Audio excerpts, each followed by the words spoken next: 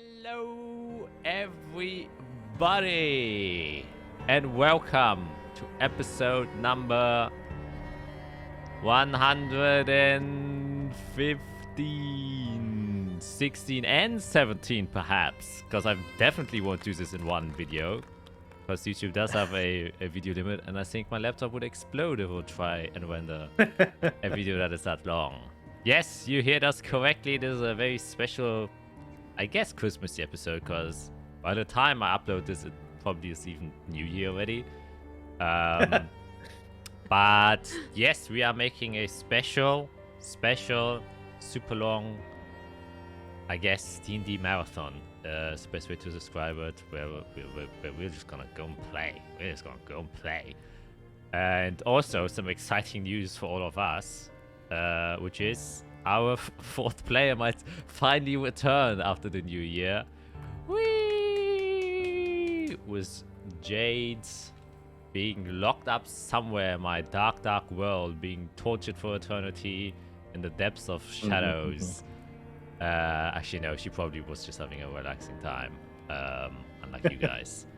But yeah, that is some great news. Looking forward to that, and then we can see what happened with her.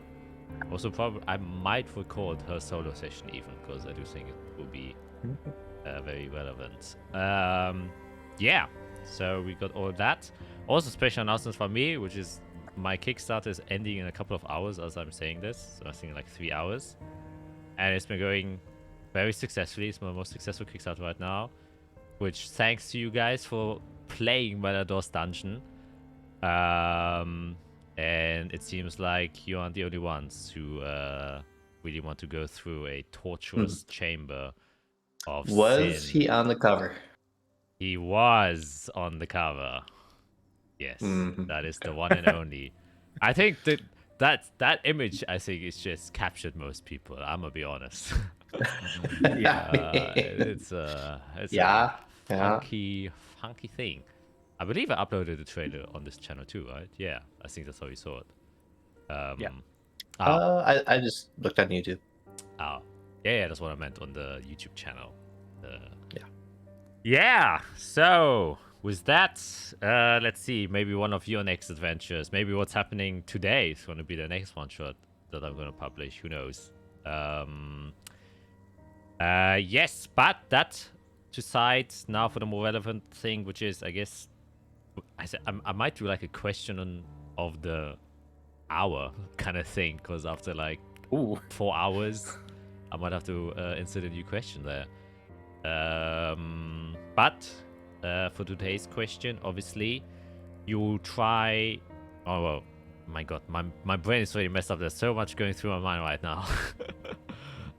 We'll start out with a recap, a soft recap, to kind of ease us into this very long session, which is after you've done all of the preparations you could and research stuff within Delis Solis and the archive, after having discovered the literal infernal plan of devils who are maybe attempting, or well, most definitely attempting to invade your continent,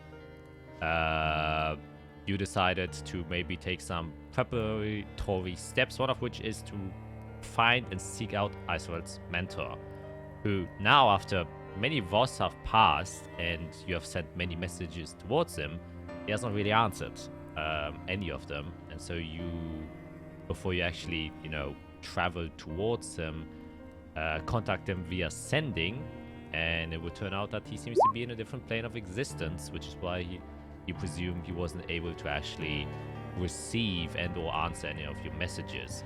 And he also seemed a little bit distressed, but the nature of which obviously couldn't be conveyed in 25 words.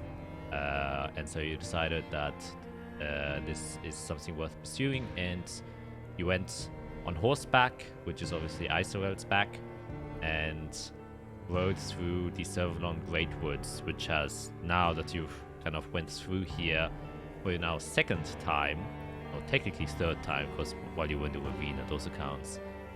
It has changed a bit. I see Fiora is busy killing things. Yeah. Which is what you did.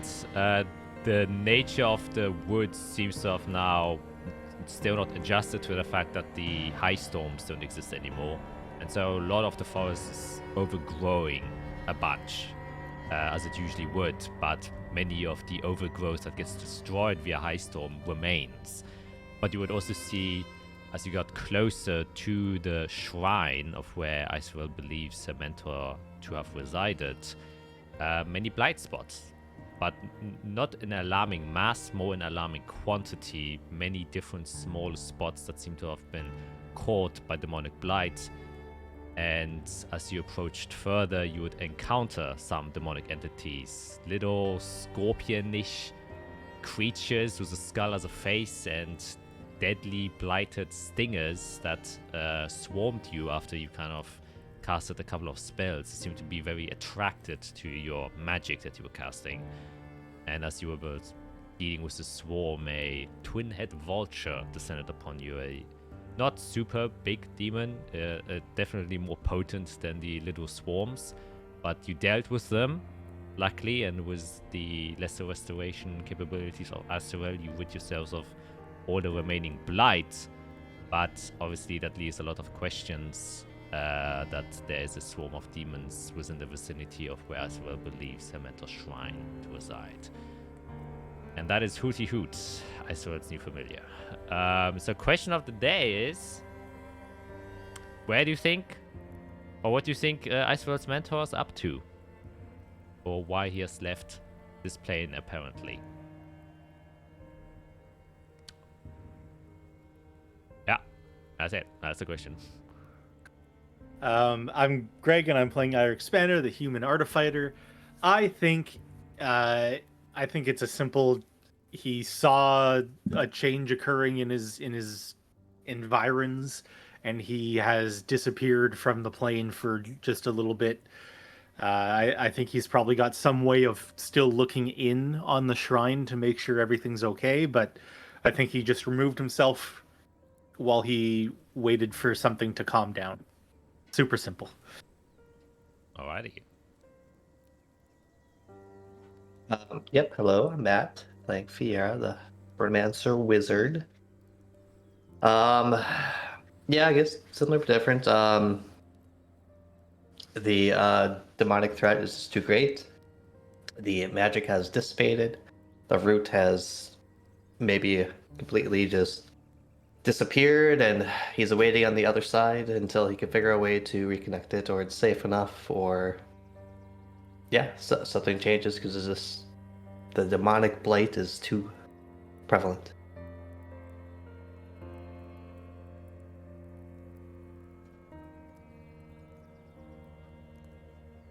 Hi, I'm Skit, and I'm Isarel Leofina, the cleric druid. I think my mentor may have gone to the Feywild, and when the connection with Selvis got severed, he got stuck there. I think that's what happened. He might be accidentally stuck there, like he didn't necessarily want to, but because of things happening and us kind of jump-starting some things with what we're doing, I think he may have ended up being stuck there, but he's, still making kind of the most of it while he can be there. Perhaps he's checking on things or anything, but yeah, I think he's currently unable to come home because the connection got severed. Very, very well. So I think unanimously agree that it is I guess, not chosen or forced to be there instead of his own choosing. But we shall see. First, we'll have to figure out the situation with these demons. And to not wait any longer, we'll just jump right into it. Get this shit started. Get your drinks, get your snacks as we descend into madness. Or at least one of us. That is me. I am going to descend into madness. Completely.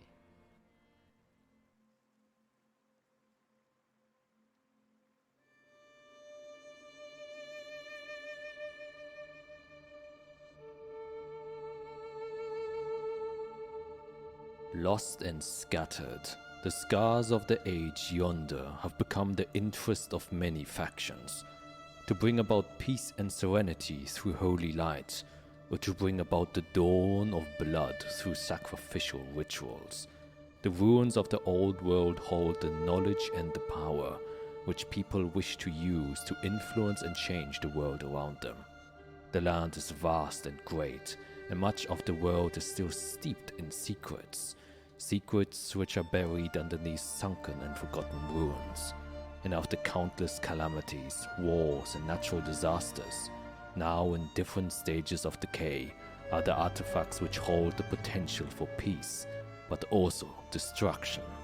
Those few which were uncovered are but a fraction of what lies in the world, and with each setting sun, time threatens to keep the lost knowledge and potential hidden forever.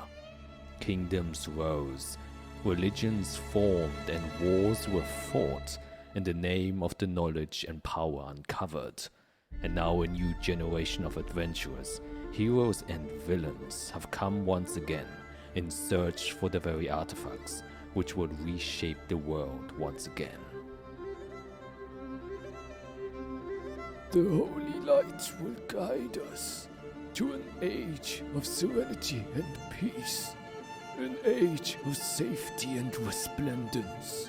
As long as our faith does not wane, we are to be granted salvation.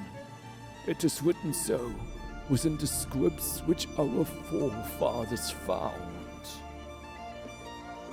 Our engines will be fueled by its eternal fire. It may have been used as punishment for those before us, but we shall use it as fuel for the peace ahead of us. We have marched into hell, and the fire we took will create paradise for us. Alright. So, you have just managed to defeat all the remaining demons here that have now themselves turned into liquid pools of blight that are now starting to seep through the grass and barks of woods that are splattered against. But it seems within your immediate vicinity there aren't any more crawling demons approaching your way. What do you do?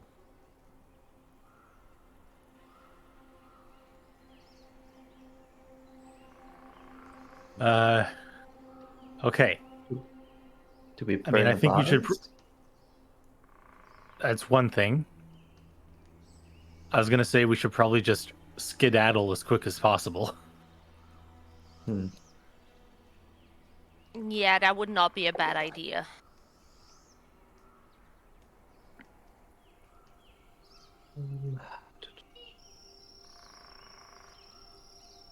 I'll start going around firebolting just all the bodies, all the pools of blood, whatever, just to try to Yeah, double down. I will help you out with this.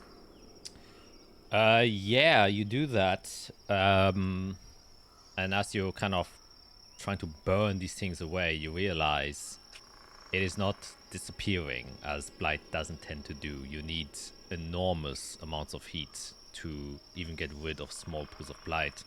If you remember, you had this 8 chrysalis device that was there for the sole purpose of containing some sort of blight inside of it.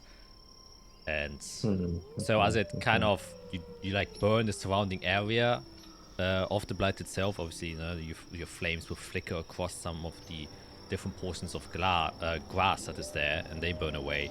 But that black ichor kind of just sticks there. It bubbles like a little bit, as if it's like liquid tar that has been heated up, but it doesn't seem to be refraining or being used by your or being affected by your heat sources yet. Cool. Yeah, we should leave. Yep. I don't have resources to waste on getting rid of anything around here, so Nope. we need to get out. Okay, that's fair. Well, we'll follow you. All right. Let me. Sorry. Where were we? That was how long I had. That was it after 4 or 8 hours? Basically, I'm asking like how many hours do we still have left before I need to stop because I don't have any wild shapes anymore. Wow, this was at the beginning of your second day of travel. Because I was a war horse when we started the fight, so that was 4 Yes. hours in then. Yeah, it was in. Okay. Okay. During your travels, exactly. Okay, cool. All right, so we still have 8 hours of travel that we can do. So I'll walk towards my saddle and turn into a horse next to it so that you guys can. Yes. As per usual. Yep. But you are already quite close to where you want to be. Is the thing. Because you knew the first length of your journey, you traveled rather easily, rather fast, and you managed to get rid of or pass. Oh no, this is the beginning of the third day. Yeah, you already rode 2 days. Yes.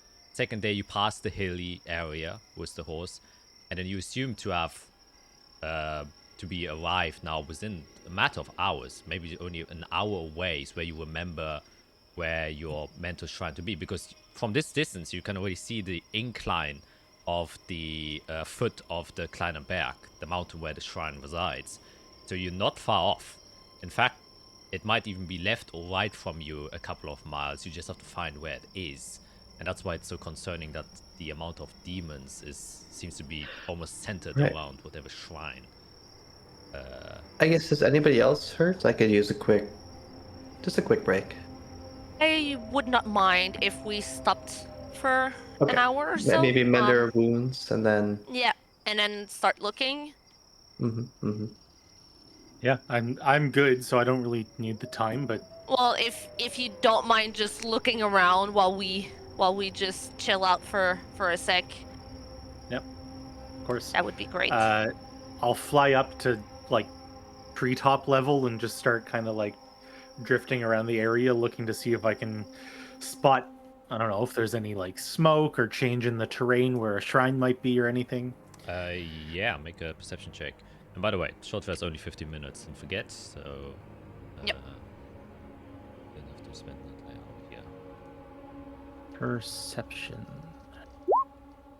25, nice.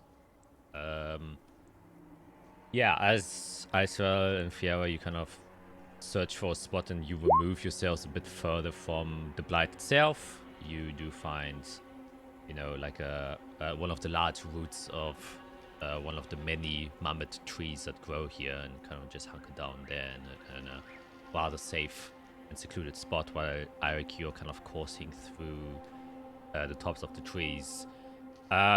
You probably don't go over the crown because that's hundreds of feet high, but just having a vantage point since the trees themselves, like I said, they're very spacious in between because they're so big. So you can see rather far by just flying around a couple of the trees that surround this area. And you do in fact see, once again, more spots of this blight. It's not localized to where you were, but it just seems the general vicinity. Because you have been noticing these blight spots appear a day ago, and they've just been incrementally becoming more and more the closer you got here. And it definitely seems like it's funneling towards somewhere, as if creatures have been making their way to one spot. It's like how hunters usually search for tracks of refuse of animals that they leave behind. And it seems in a very similar vein that they're going towards one location. As you look around, you do in fact see rather far away, you have like a very nice line of sight as many of the trees don't break your view. You can see probably like 2 miles in the distance another being kind of just walking across some of the trees, indicating there are more here. But once again, the thing you notice is they're all very small, not a large one in any terms. But as you see that, the reason why you saw it, because it casted a small shadow which is being illuminated by a light source that can't be the sun, but you don't see the source of light anywhere. And you realize because it was kind of casting a small shadow against the bark, even though it itself was already in shadow from obviously the high treetops here. And so something in that distance, and a little bit southward, eastward of where you are right now, where this seemingly somewhat bright source of light illuminated that creature. Okay, well, I'll find my way back and sort of point that direction and say, well, it looks like we're going that direction. All the spots of blight seem to go towards there. There's more creatures out there, probably. It seems like a good straight shot to go that way. That's the best option, but we're going to run into more stuff. My concern here is all these little things have come from somewhere. So is there like a demonic nest or a that's spawning what I was creature? gonna ask. Is there a freaking nest around? Didn't we see one? Maybe that was past campaign. You mean the glowing egg in the house in the tree? No, there was one that picked up corpses, I think. Mm-hmm. Yep. Yes, that I don't know if was last campaign. That was the yeah. that was the peanut looking one. Peanut. Pistachio looking one, excuse me. Yes, sorry. Sorry, yes, the pistachio monster. It wasn't a peanut. I knew it wasn't a peanut. Yep, I was searching. Oh, wow. Okay. So Okay, yeah, my thought here is there's probably something that is spawning these creatures, but it itself does not move. That might be what we're okay, and our goal for today, let's put it, is it to find where your master was, Izarel? Or is it also to get there, but also leave? Because I won't be able to try that today. I think our goal for today is to find where it is. Yeah. Oh, we could scout it out. Yes. Short goals. Yes. Yes. Today we find it. We find the shrine itself. Okay. Tomorrow we figure out what happened, if we can get to somewhere, if whatever. But today I think the goal is to just find it, secure the area around so we can plop the tower and be safe for the night. Yeah. I think Okay. that's the goal for today. We're in the middle of nowhere. We have no contacts. We have no safety. Very small windows of work. Mm-hmm. Let's not get too ambitious. We might get there and it's completely safe and we can, be like, okay, mission accomplished. But at the same time, I don't want to try to get cocky and then get jumped in the middle of the night. Yeah, exactly. Okay. Well, Eric, if you saw it, then if you want to lead us that way. Israel, I don't think you have to turn into a horse, but if you want to. You could also I'll fly stay. or be yourself. I'll stay myself for now, and if we feel like there's any danger, then I can turn into a bear or something so we can be protected. Are we just going to carry the saddle? Shoot, I forgot about that. Okay, let me turn into a horse. No, hold on. Wait a minute. There's probably other answers. How heavy is the saddle? Let me check. I have it here. Has a weight, I believe. 25 pounds. Oh, Wow. Yeah, I mean, I'm not surprised, frankly. Yep. Yep. So, So let me turn into a horse. Well, no, I can just put it in the hole. Oh, right. We can put it into the hole. I also have 2 saddlebags that are 8 pounds each. Right, yeah, hole it is. Hole it is! As you unfurl the cloth responsible for producing, Yep. which is still mostly filled to the brim with incense. Yep. Some of it. I used half of it. Yeah. Still big weight The there. 500 gold worth. Yeah. But there's definitely enough space to put a saddle and 2 saddlebags inside. Oh, I will retrieve by magic bead. That should last for 45 more minutes. Oh, from the bag. Yep. Alright, yeah. You take that back as the saddle gets placed inside. Just add that now. God, is it worth bringing Glamour back now? He sees a demon, he just poofs away. that's the life of a familiar. Yeah. Okay. I think we probably just keep Glamour out for now and Yeah. like keep him hidden. Well, he poofed away during combat. Leave him wherever he is. He's probably happier. That's true. Yep. So yeah, I'll fly up again and kind of just fly ahead of us, maybe 20 feet, 20, 40 feet, something like that, down that sort of path that I saw. Yeah. Alright. Yeah, so after the 15 minutes are kind of over, and Isra and Fiera, you kind of bottled yourselves up. You start to slowly encroach on whatever Eirik saw back there.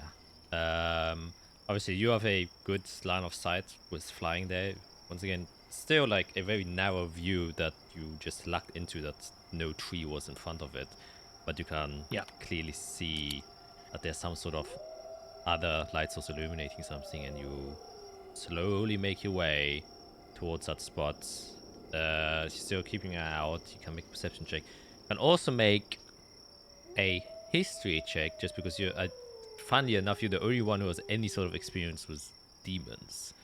In fact, I swear you can also do a history check, since you were in these woods before. Yes.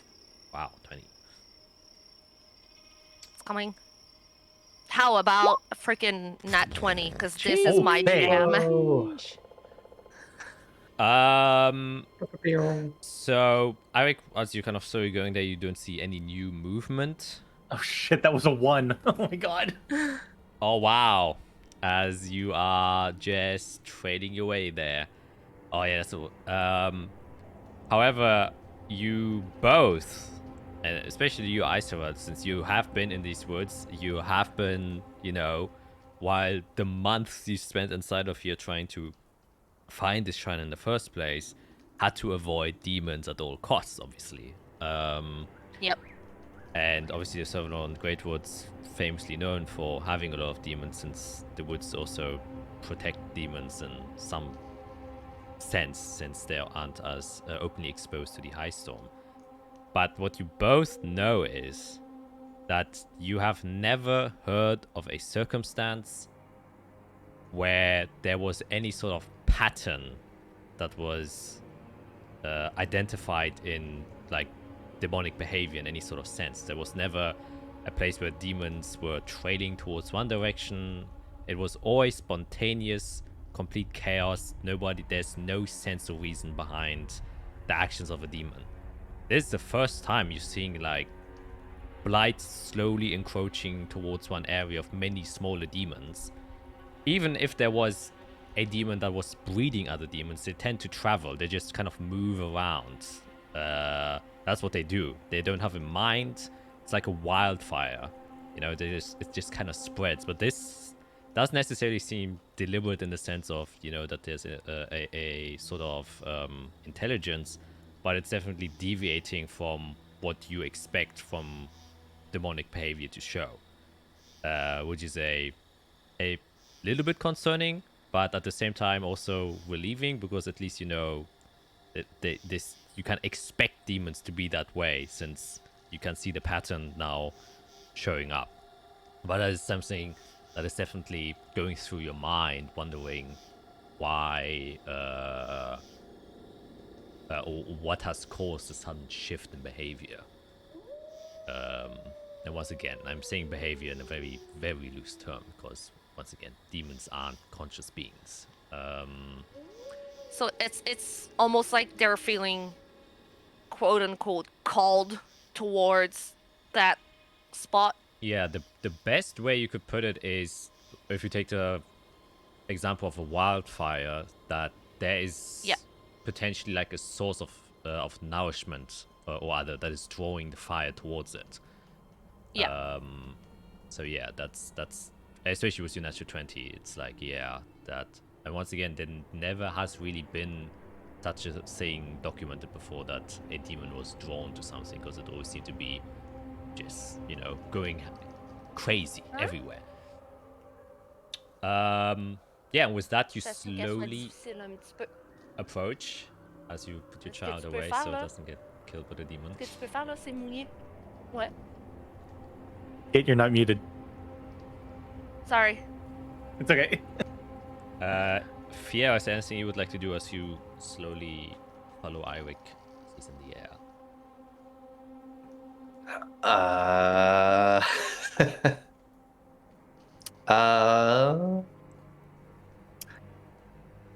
I think I could, look for something. You know what? I will cast See Invisibility. Oh, not still look. Oh boy, I have to look no matter what I do. I will look for signs of draconic language. I don't know what it's gonna say, but I've probably seen at least how it's formed, and just see if it's written in trees and rocks. Look for old stuff, old runes. All right. Look for runes in the forest. Okay, make a perception or survival check. I'll allow you there. Do survival. Change it up.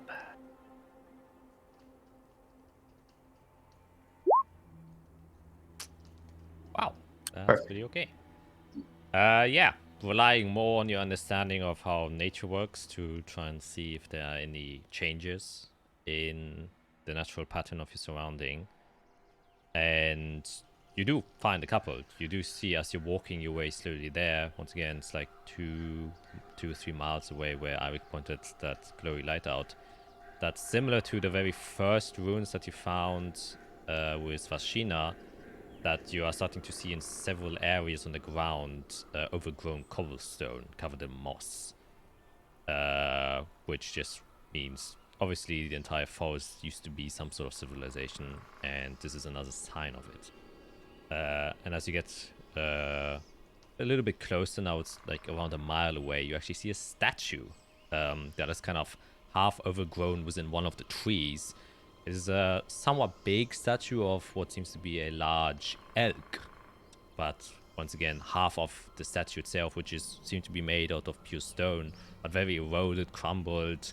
A lot of vines, moss overgrow the statue, but half of it is kind of sunken into a tree as nature is taking back the space that it occupies. And you don't see any carving specifically, or language or writings, but you see very many different fragments of old ruins that now start to appear more frequently, as similar to, once again, the first time you stumbled upon the ruins with Vashina, you are entering into an area where there might have been an old ruin, including next to the statue, as you kind of bypass that, another tree on the right, you can see a fallen pillar that has also merged with one of the trees, overgrown the vines and roots, grasping and clasping around it, almost as if it's holding it tightly.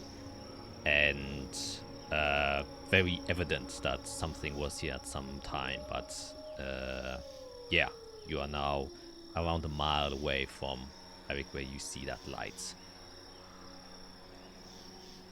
Would I be able to stop for a second, just get enough like stone fragments to fill a vial? Yeah, definitely. Yeah, take the time.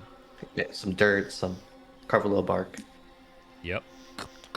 Now shove it inside of there, and you can have a vial of rune fragments. Perfect. Or however you wish to name that.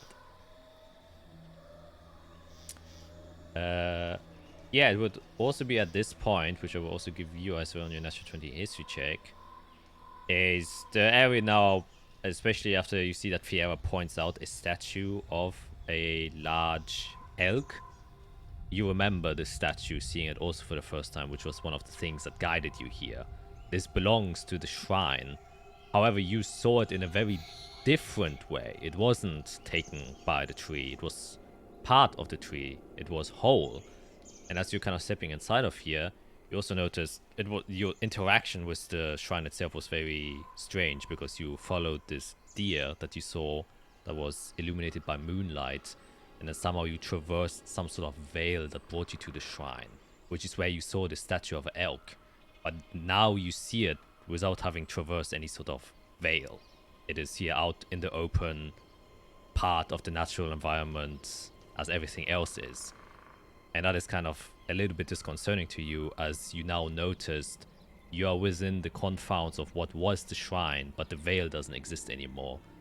At least not to the degree that you are familiar with it when you first entered it 100 years ago.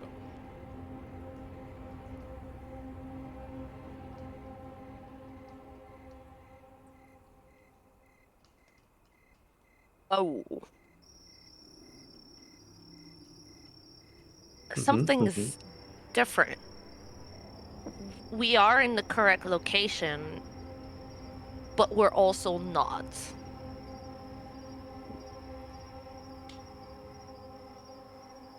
Yeah. When I walked here the first time, it was like I was in between two places. That was a particularity of this place, is that it was so connected to what I can only assume was the Feywild, that it was like you were walking in this place that was here, but also there. And it seems like now we're only here. So, like, the Feywild was being projected into this plane, basically. I don't know now if it's... that tether is gone. Yes. And I don't know if it was removed or if it just lost its connection.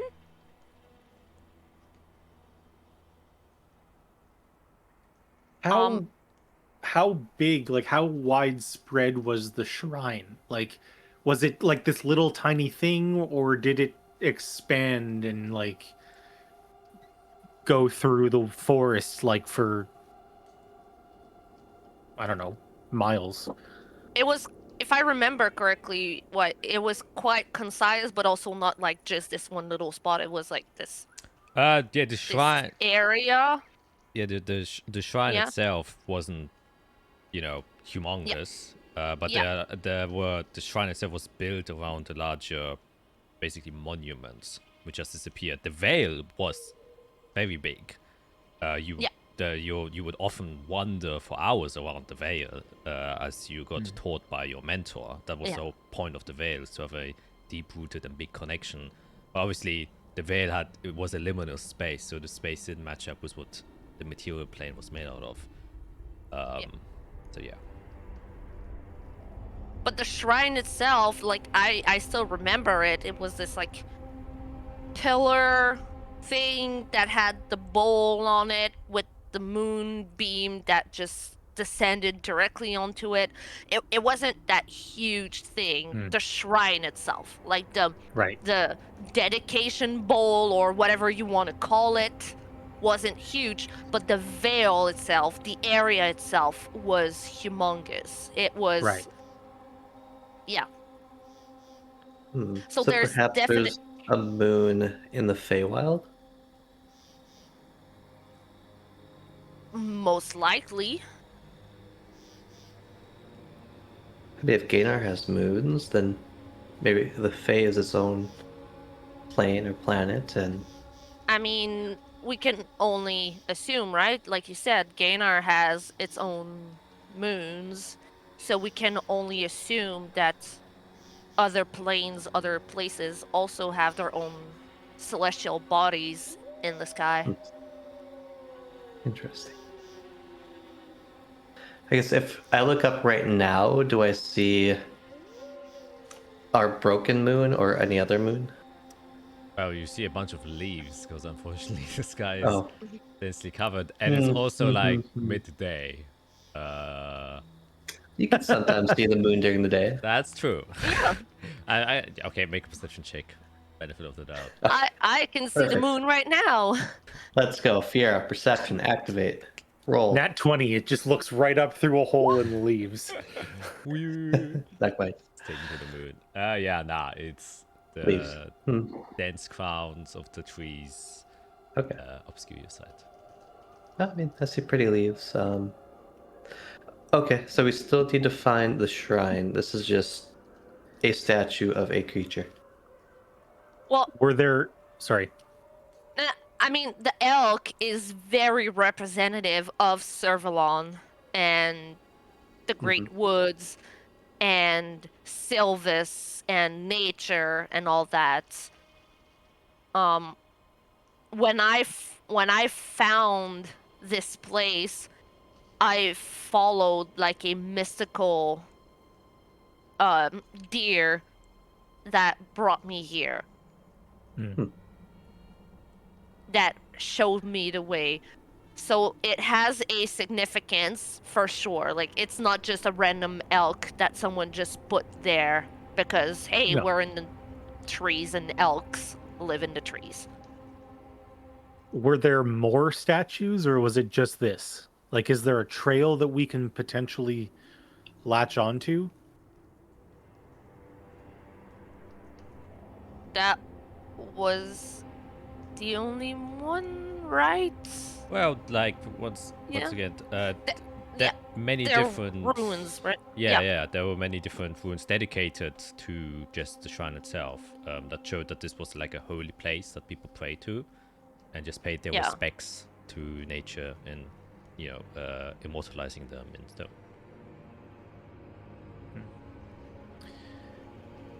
Okay. Well, my hope here is that whatever was powering the veil or whatever, maybe your mentor has had to shrink the veil to a very small area because of whatever's happening out here. I'd like to hope that there's still a living, like a live connection out here. We just have to find it. Hopefully there's still a bit of life out there somewhere.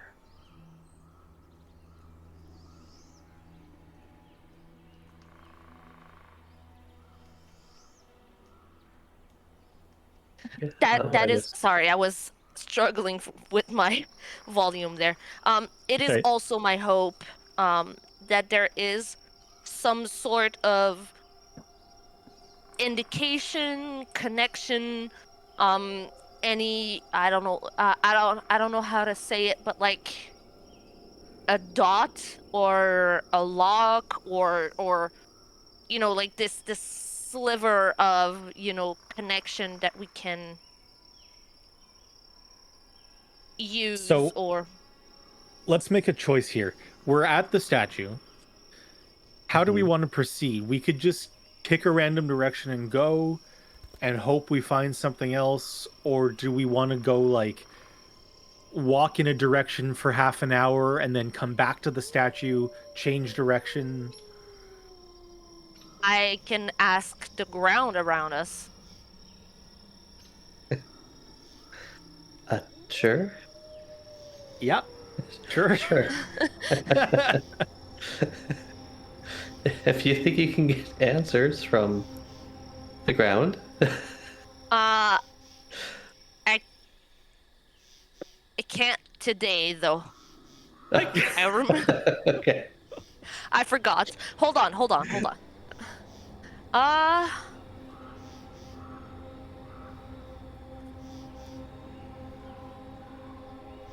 Okay, yeah. I can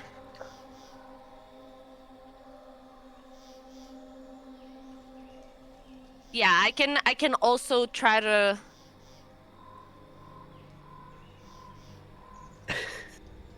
I have another You option. get there? I have Okay, another okay. option. Yeah. I can try locating the bowl. If it's within 1,000 feet of us, I Oh, can try to locate it. that's a Oh, good start. Yeah. It might not necessarily work, but we can try that. And I can do it once. Well, now's as good a time as any. Alright. So I'm going to upcast to 4th level. Because I don't have any other spell slots available. Locate object on the bowl. All right, 1,000 feet. Yes. It doesn't appear to be within 1,000 feet. But once again, you would also know, like, you remember the statue. Obviously, it looks different. It's in a different state than what you remember. But if everything else is kind of in the same way, you would vaguely know how to find your way to where the center of the shrine is supposed to be. Which is, you would just have to continue to follow the trail that Eirik has already been leading you on. And then you would assume, if everything is still alright, if it truly was kind of now tethered to the material plane, there should still be whatever the center of the shrine is now. So it's a concentration spell. So for the next 10 minutes, I can concentrate. And then if we get within 1,000 feet, I should get a ping that we're getting closer. Okay. Alright. Yeah. Ira can lead the way, then we'll follow. Yep. head As down the same Glamour path. scratches himself right there, getting his murder mittens ready.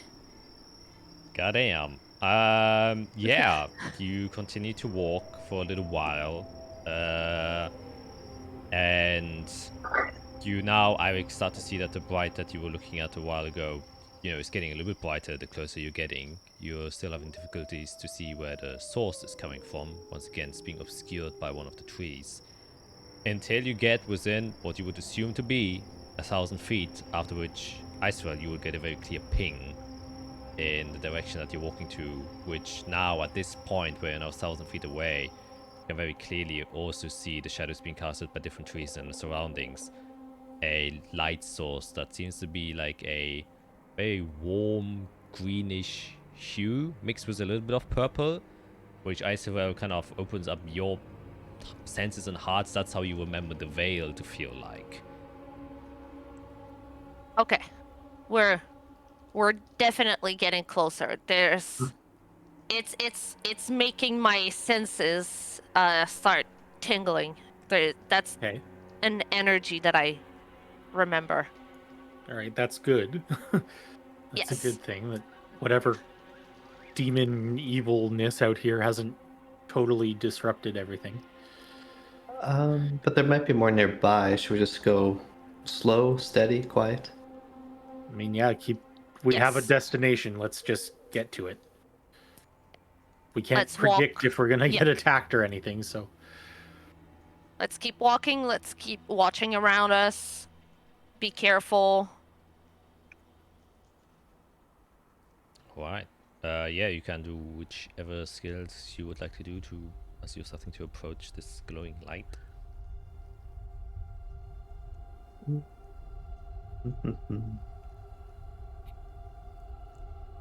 we go full stealth? Persuasion. Do we try to go? Do we try to go? Yeah, I guess I'll hop Stealth? off you and then try She to wasn't- just stay low. you were just walking. Yeah, she didn't turn it Yeah. down.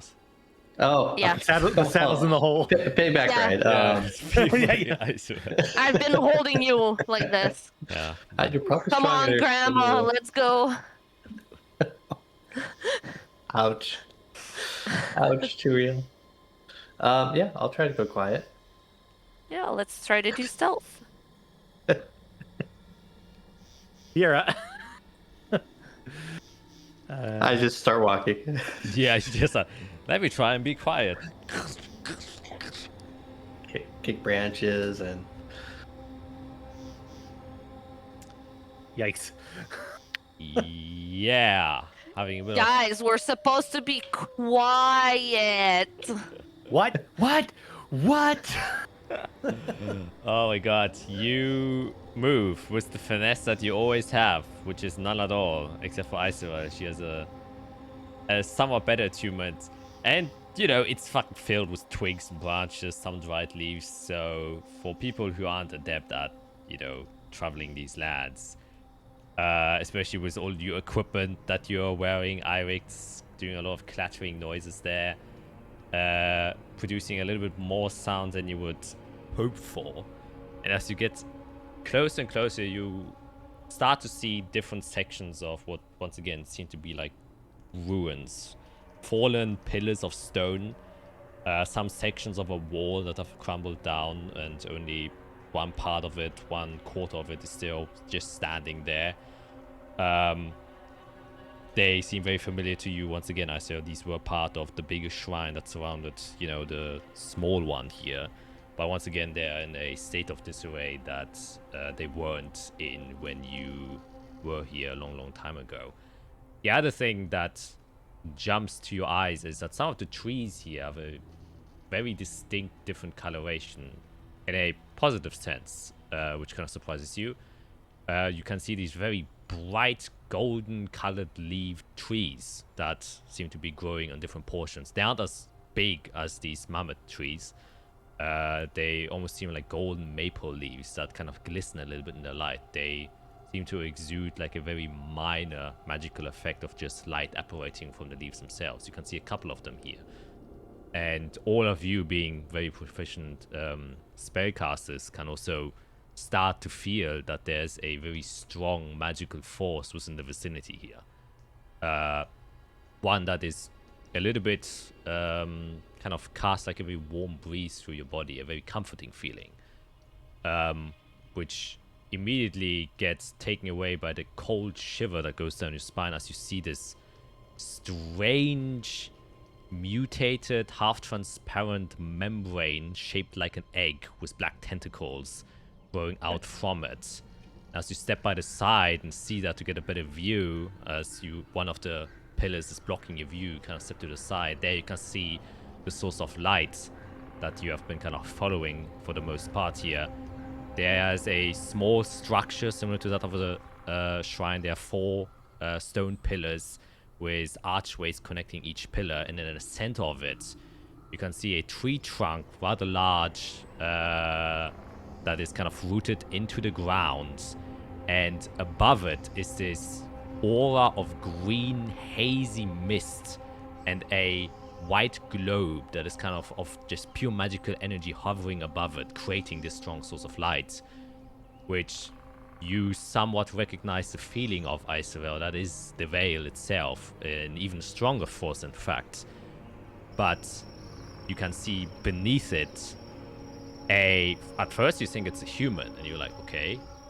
But you can see as it's weirdly shaped in an off sense. You can see the head is normal, but it's not wearing any clothes. And as you kind of go down the body and start to make out the details, is where you almost get a compulsion to gag, as it looks like the entire left portion of its body was cut open, hollowed out, and it's now just a big maw. Its lower body is merged with this tumorous meld of flesh and teeth and blight, and at the very end of this big, nasty, vile transmutated fleshy form is a very long scorpion tail with tentacles coming out of it.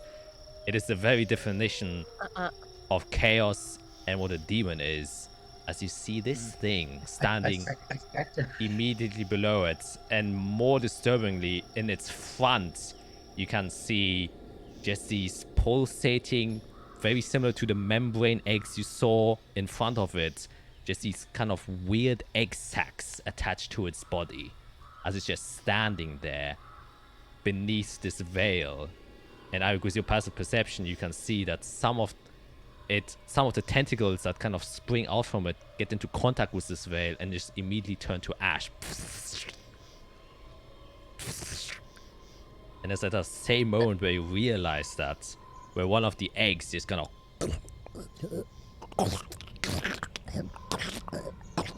one of these weird scorpion creatures comes crawling out and immediately dashes into the veil, self-annihilating itself, burning to ash as well and blind.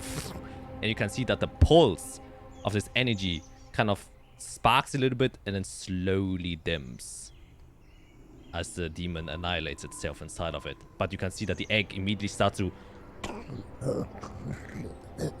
reforms itself slowly. Okay, so that's where these things are coming from. That's the nest. That seems like We a need- tomorrow problem, if I'm to be We honest. need to back away very slowly. And establish the tower and sleep and get to this thing as quickly as possible. If they're lured to magic, maybe we shouldn't summon the tower. I can conceal us in a... Well, any magic Oh, I might. can't. I can't anymore. I think we might Okay. have to just rough it. Can we... Oh no, the rope the rope trick is only an hour. Yeah. Yeah. I mean, I could do 3 hours of rope trick. I've got 3 slots for it. I mean, that's not a night's rest. No, it's not.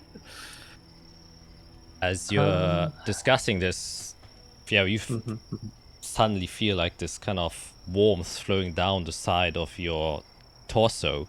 As you look there, you can just see a needle stabbing it and the blood flowing down. As you can see now from one of the trees that you were hunkering against, one of these scorpions comes crawling down, and you can already see that one of the needles left its body as a swarm of 3 of them Ow. immediately rushes down, as you definitely weren't quiet enough to go unnoticed as you were standing here trying to plan. Let's flee.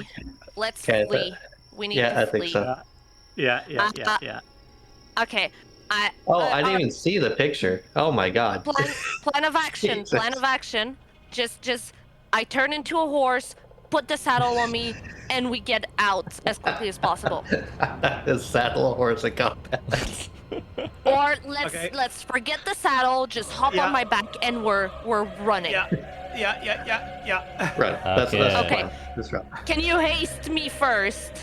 Let you place the party. That should take you here as I'm guessing well. not. Question. Can you haste me first, Fiera? Well, initiative is has to be Probably. rolled Do to you see. If I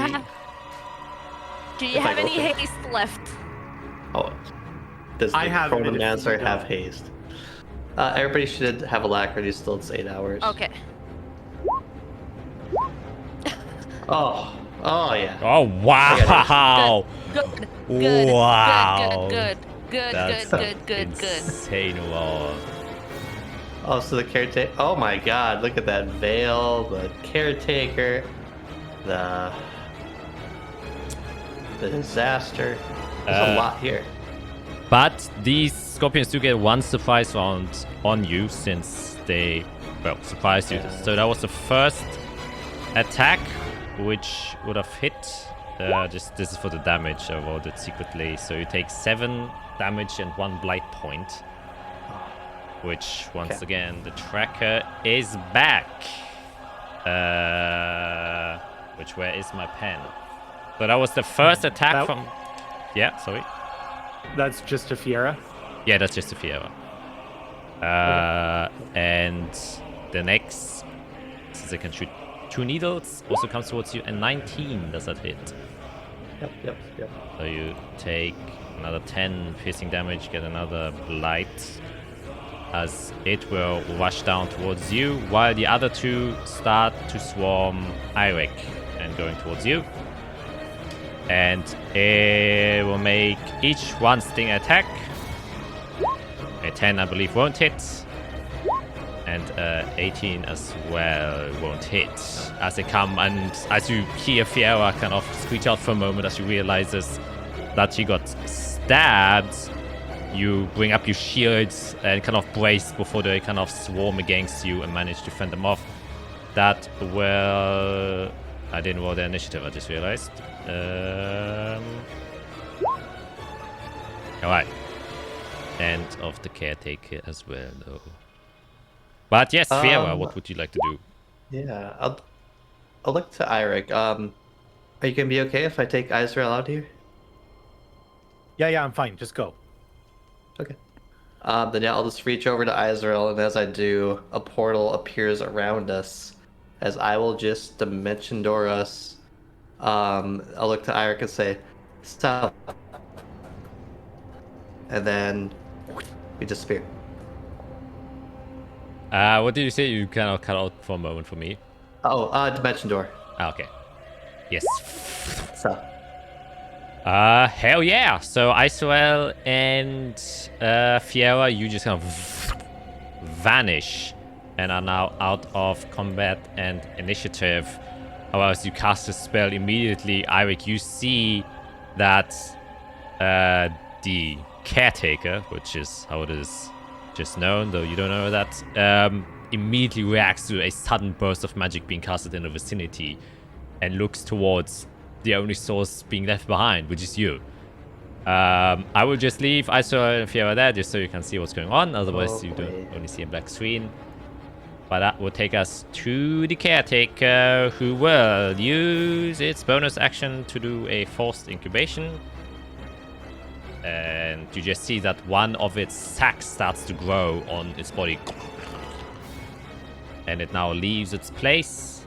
We'll use its entire movement and also attempt to dash to get all the way over here. I will have it make an athletics check to see if we can go down that slope without any problems.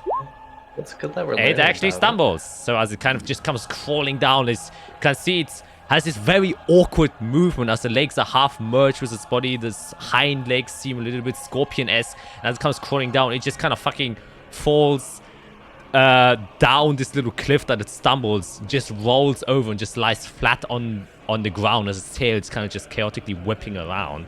And that's the end of its turn. Taking us now to the vermin spawn, who will now all start to surround you. They can do a dash with their bonus action, so this one will also make it here. While this one will go back to the veil and incinerate itself. And the veil is starting to get smaller and smaller. And so will the other two that kind of get freshly hatched out of the eggs, just immediately run inside of the veil and disappear. So you get sets of 4 attacks with advantage because you're being swarmed. And each of them has 2 attacks. So we start off, we go from left, we go from bottom, no, from top to bottom, left to right. So we'll start off with the first one. It's about a natural 20. Wow. Wow. Starting off strong. That is 5 plus 8. Ignore the 7, so that's a total of 13 points of piercing damage, and you get now 2 blight points because that's a natural 20. That was the first attack of the first one. The second attack, a 23. For a total of 18 damage and another 2 blight points. Now the second one will attempt to bite you. With a 6, it will miss. And with a 9, it will also miss. Now the third one. With a 15, it will miss. Or with a 23, it will hit again. Being a total of 23 damage. Another 2 blight points. And then the last one. Was it 20? Meets it. For another 9 piercing damage and another blight point. And the last attack coming now with a 16 will miss.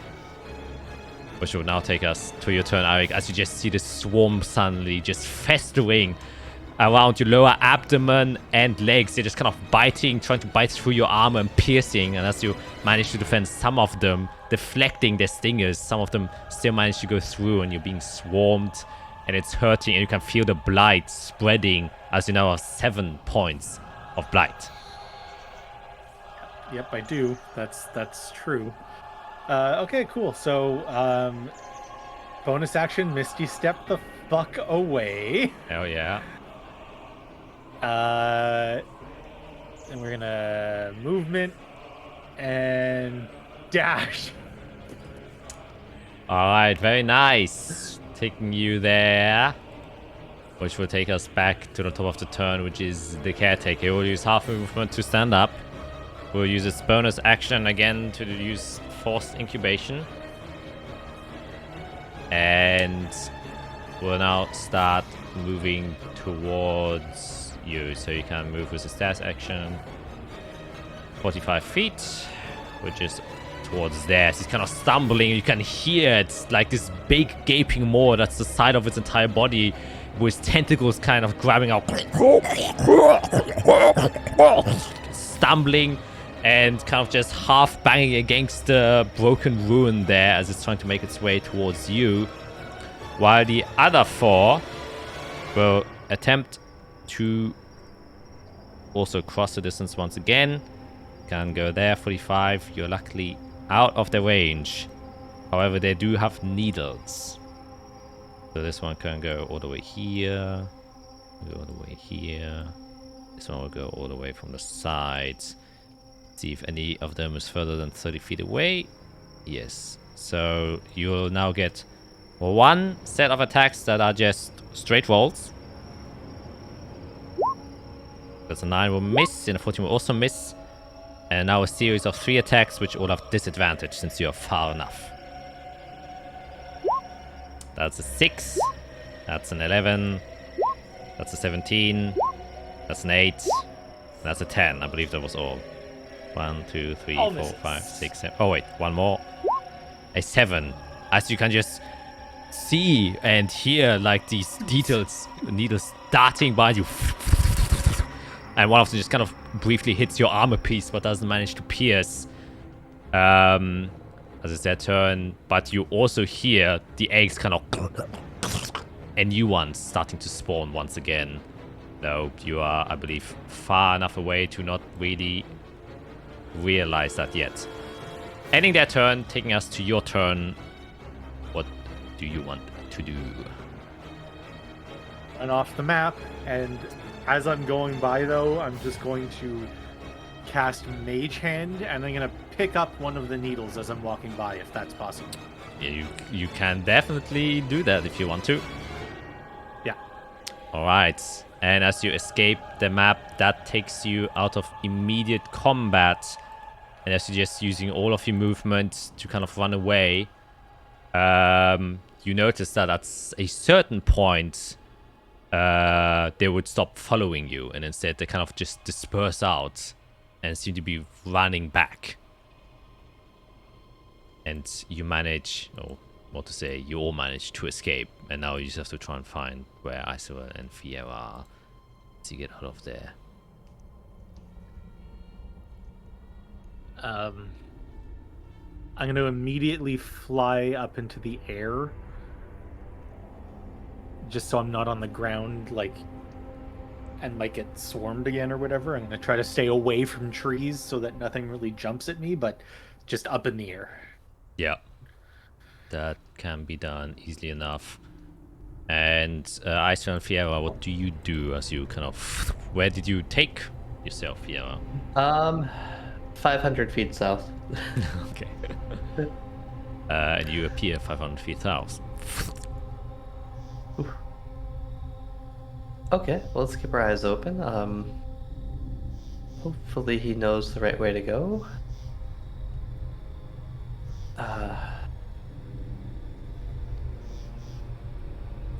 Yeah, should we just make ourselves known? Go walk in the middle That hide.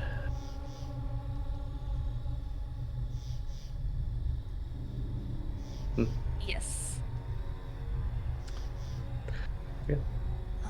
I will continue to be loud then in the middle of the trees and just look around.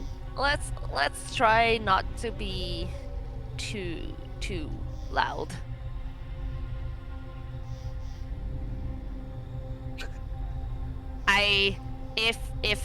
If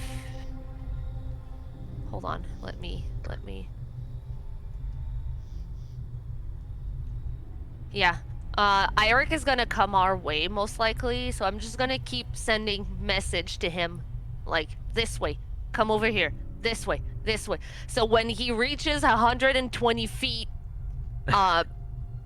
range to us, he's gonna start receiving messages in his brain from Isorel, like, keep coming, you're coming the right, let's go, come on, we're over, so he can... Yeah, I mean, Eirik's passive perception is high enough for when you aren't hiding, and I presume, Eirik, you're just going straight south as well, just as far as possible from these demons. 500 feet in the grand scheme of things isn't terribly far, so after like a minute or so, you would start to see and hear Isorel kind of messaging you.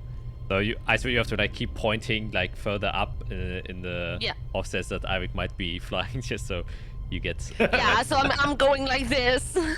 I'm going like this because I'm not sure like how high he is. Eirik, So I'm like. Eirik.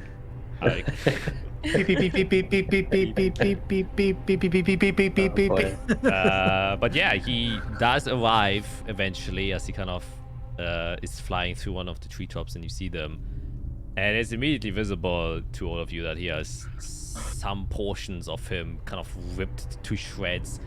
One of your calves is exposed as the pants were torn apart, and you can see these puncture wounds from the stinger and some of the bite marks there, and they are very deep black colorations as the blight has started to infect your body. As well as Fiera, also the one part where the stinger hit you by the side has also started to turn black. Help! Yeah. Help! I don't miss Stevens. There's not much I can do to right now. I don't have anything at all left on me. Okay. I need a rest. Okay. I need 4 hours. I'll be fine, I guess. I guess. Does it get worse over time? Is that how it works? Yep, you can. Are we gonna be able... Yes.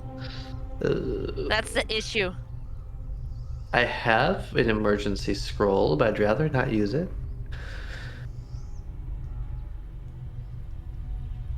Well, Isorel, you just need 4 hours, right? I just need 4 hours. Okay, let's find a nice big tree, dig a little hovel, and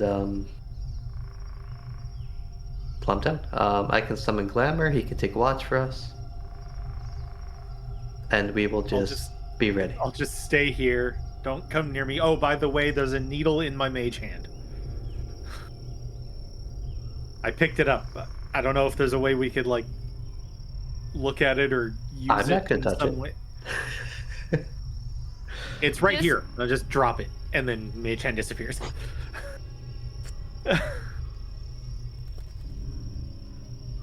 Lovely. Okay. Yeah, I guess I'll look for a nice big old tree that seems welcoming to 3 people, and somewhat leaves us out of sight, you know. Yeah, then This hovel. make a... I'll allow investigation for this. Well, I can do Let me nature help too. you. Let me help you. Okay, oh yeah, or nature. Nature would also work. Okay, I'll try nature with Isorel's help. Yes. Wow, natural 20. Holy shit. Cow. Was that the second one? Yeah, so it was just Isorel. Yeah, it was just that. So it just leads you to one of the spots where there's just like this abandoned owlbear hovel in one of the big trees that used to be a nest of a owlbear. They sometimes make their nest inside of the trees. They kind of dig it out like a woodpecker does. And it's far from the ground. It is secluded. And there's only one way to enter, so if anything were to come, you would immediately know. And it's big enough and spacious enough for all of you to kind of sit there comfortably. And with the help of each other, you have to just kind of climb. It's like 60 feet off the ground, but with several branches that presumably the owlbear also used to kind of climb up, you kind of make your way up into this small hovel or nest that the owlbear used to use. You can see like a couple of bones of what used to be owlbear meals, but have now just stayed there for a long time. Okay. How do we know if this owlbear thing won't come back? Can you befriend owlbears? Is that a thing you can do? Can you just like... I can speak to them. I can also look if the nest looks old as well. Like I can check it to see like if it looks like it hasn't been used in a long time or like not. if they recently moved in, or if it's like an old tenant who like didn't take care of the place. Yes. So I will take a couple minutes to just I don't know if it's going to be animal handling or nature, but just like check the nest to make sure like it's actually an old nest that's not been used in a while. Like not like, oh, they were here like 3 days ago or something like that. Yeah, as part of that natural 20 for Fiera, you know that this is a long abandoned one that's familiar to you. Plus, you also just know on basis of that, there is no creature that is going to approach this area as long as these demons are around. That's just natural instinct to avoid an area where blight exists, and so you would find it hard pressed to see an owlbear here. Okay. Well, then I'll start summoning glamour again, using some incense. Yeah. Ah! I hate you. I thought you were safe in the saddle, I'll be honest. I was enjoying my time. You know? I was also thinking you would be safe in that saddle. I'm very sorry about that.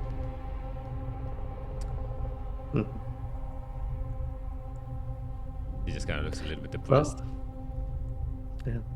Anyways, we're hiding from demons, as you can imagine. We need to rest. Right. And then tomorrow we're gonna sail one that has eggs all over it, but behind it is a veil of some sort, I think, to the Fae. What we are looking for is beyond that creature, yeah. Yes.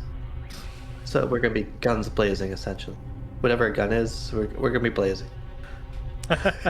Oh, you don't know what a gun is? It uses black powder to kind of shoot pebbles. Now Lichni's thing. Oh, well, that's why. Will probably be quite useful against these things, because it's okay. I get it. I have to be this. Oh, there was gunpowder at I think Hasfan, right? Yeah. When we were shopping yeah. around. That's where the underground also gets the main supply from. Well, next time we'll have to buy a barrel. All right. Put me in it and let me be vanquished from this terrible place. Maybe I should just carry one. It's that when I die next time, at least I go out in a boom. Oh, That was a joke. That was entirely sarcastic. Okay. I don't want to die. I can come, just keep resummoning you, and you just keep bringing barrels in and exploding. I shall perch on a branch now. Oh, okay, wonderful. They're that way. Yes, it is the only opening I see right now. He kind of goes to the only opening in the tree and then kind of just walks out onto a branch. Wonderful. Oh boy. But you do see he has like a little what you call it, like a small vest with like pouches around it on him, as you mentioned last time. That is Spider-Friend made him. Okay. Oh god, where do I put his inventory? Probably in party inventory. That'd be easiest. I will give him a potion of healing. Okay. I mean, you can't just add a backpack, and then you can rename the backpack to Glamour. Oh, that's right. You can make custom thing bars. Yeah. Manage inventory.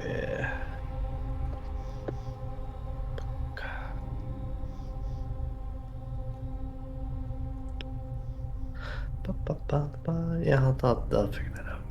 Okay. So do we know how quickly or how exponentially blight gets worse? Just so I know if I should use the scroll now or later. For mechanical purposes, you can look at the blight tracker card. It does say how it affects you. Oh, rules. See, Blight tracker. spreading. Spreading. You get a number of blight points equal to stage level you're in every. Oh, and Eric's in stage 1. I'm in stage 1. What? So we would just get +1. No, continue eating.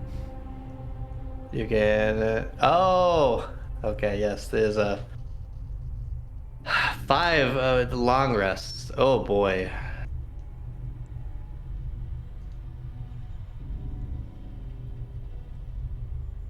Okay, so what am I at? Am I just at 1? At 2. Oh yeah, you're at stage 1, but you have 2 blight points. 2 blight points. So I would go up to 7, and if it's a new day, 8. Jesus, blight's terrible, Jack. Yeah, it is. I told you, you don't want it. Stage 2, it gets just crazy after a long rest. Okay, you or me, Eirik, I can cure one of us. Or we could just, well, Israel's not blighted, so she could just take a long rest and take care of us too. That's probably the way to go. Yeah. Because the scroll I have is just one-time use. Yeah. Wait, so okay, hang on, let me read this again. If you gain a number of blight points equal to the stage level you are in every day. Yep. You gain +1 So blight I would points. assume tomorrow morning we would get +1, but then after a long rest we would get 5.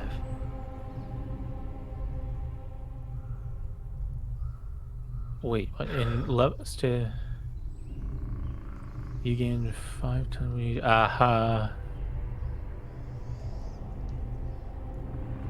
Okay. And I don't need exhaustion, so I'm not going to go stage 2. No. I have plenty of that. Okay. Well, let's just do that then, because I think Ezra can take care of it, and it shouldn't get worse as long as she gets a good rest. Before a long rest happens. Yeah. Okay, And then so I'll just tonight, sit here. well, I was going to say, tonight do we want to sail that place? Should I prepare spells? My anti-demon stuff? Are you long resting? Yeah. That's my plan. I want to get my 7th and my... And change my spells, honestly. I did not pack demon spells for whatever reason. So, but I don't want to long rest, obviously, because that's going to put me... Well, if Israel can cure you first, because it just takes 4 hours for her. Yeah, so that's 4 hours, but then if you want a long rest, that's another 6 that we have to wait. But she can cure you in the meantime. Yeah, I'm just talking about, like, the grand scheme of things. Oh. We could wait till tomorrow if you want. I mean, it looks like there's, damaging the veil, though. No, I know, but that's what I mean, is that waiting another 6 hours for you to rest, or 8 hours, whatever it is for you to rest, It's anyway. Mhm. Well, yeah. Technically, I could fight now, or I could just summon our devil friend to go cause some trouble. Like, not only do I have the blight, I've also dropped a good chunk of health. So Yeah, and I think Izrael's pretty low on spells. yeah, like I'm fine with the I have resting. no just- spells. Yeah. Okay. So then let's plan this. Izrael, you take your rest. Eric and I will Yes. take a tenuous rest. And then if you can cure us, we'll just wait until we're all Yes. ready to go and then get to the Yes. Yes. bit. Whether it's tonight or tomorrow or whenever. Okay. Cool. But yeah, we will Well, then focus on if you- Izrael's rest. If you don't mind, I'll start meditating now so I can. All right. I was just gonna say to Fiera, like, as I was leaving, it was clear that they don't have like the most speed. They like, I got away quick Hmm. with a misty step to help, but Right. like they're not like overrunning us. There is a distance that, you know, Rip. there's a distance, there's a 30-foot distance that those needles will spray reach. Oh, that is good to know. So if, like, I mean, they can still shoot, but accurately it's 30 feet, roughly speaking. As I was running, they were missing me a bunch. So like, we kind of know to stay away. We don't want to get clustered. So if we fly at least 35, 40 feet. I mean, yeah, they'll still be able to shoot, but chances are you might be a little bit more lucky. Yeah. Hmm. If they get an opportunity to swarm, they swarm, obviously. So Right, wanna- I guess. we don't want to be grouped, because if they swarm all of us, danger. Right. My best set for when I fight demons is when I'm flying. I have my wings out. I have my stars. So I kind of just plan to do that and just rain down divine judgment from the sky. There you go. I should probably get mage armor. That would probably be smart this time. I've used about half of my flying. I still have 2 Oh, well- hours of. Oh, okay. Well, if we're fighting for 2 hours, Yeah. they win. I'll just tell you that they win. What was the rule on the recharging the boots? Hang on. It was for every 12 hours they're not in use.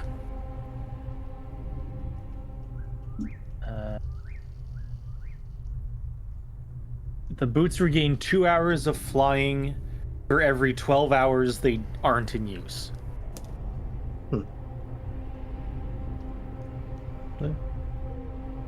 Actually, so we can take our time a little bit. I think I'll take a short rest just so I can swap spells, You can't take a short and then I rest. want. Exhaustion. Or not exhaustion, the blight, you can't. I thought that was when You it don't was get- full. No. Oh no! No, you don't get benefits. Well, never mind. I'll do that some other time. Because I don't think I ever prepared. Why would I prepare it? Why would I prepare anything useful? That's always the question. No. Is there anything useful I can do now before rest? Not really.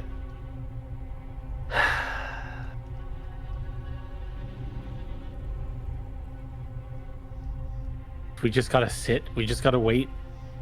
Make sure these things don't come after us, which, again, that's another thing. They kind of, once, you know, they didn't keep chasing. They would have kept coming, right? We aren't that far away from Right. where we saw them. So they stick You know what? close by. I do want to feel safer though. I am gonna take out my Tiamat's blood and summon our devil friend again. Alright.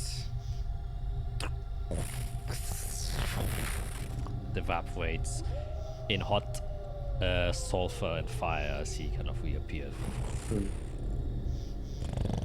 Guess I'll have to get used to that smell. It's unique. Anyways, we are trying to get to the Feywild. A bunch of demons are protecting our way there. We need to rest. Okay, strange question. I don't want to force you to do things. Are you adverse to slaying demons? I know you've probably done it for a while. Hey, Welcome back. sorry Adverse about to that. Slaying demons. Well, he's What do been you doing it for more years than we even comprehend. Yeah, like I don't have an aversion to getting rid of evil. I don't. That's a pretty. Well, I'm wondering with time if things change. Wait, can he understand you? Oh, ooh. Oh, I guess I don't have tongues prepared right now. Oh boy. We have telepathy. Does he have my languages? I mean, if he does, oh yeah. He knows. I guess I don't know if he knows common. Probably not, huh? Yeah, no, he doesn't.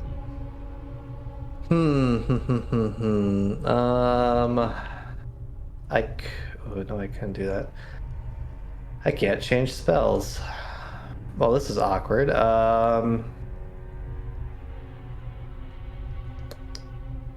Is there a way?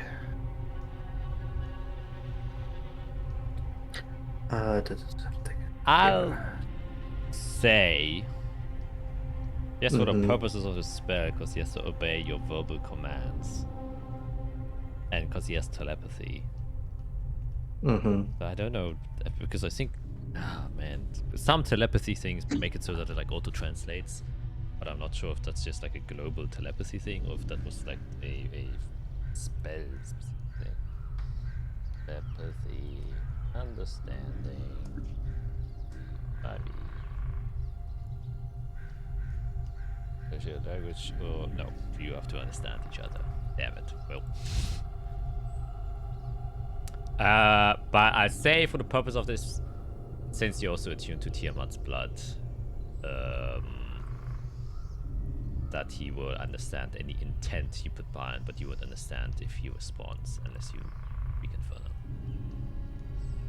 Okay, then I'll leave the deep conversation for later and just give him the command to patrol the area and get rid of any small demons and keep away from our hovel so that we are hidden. He kind of just complies, he nods his head, and then just turns around without hesitation, just flies out. Perfect.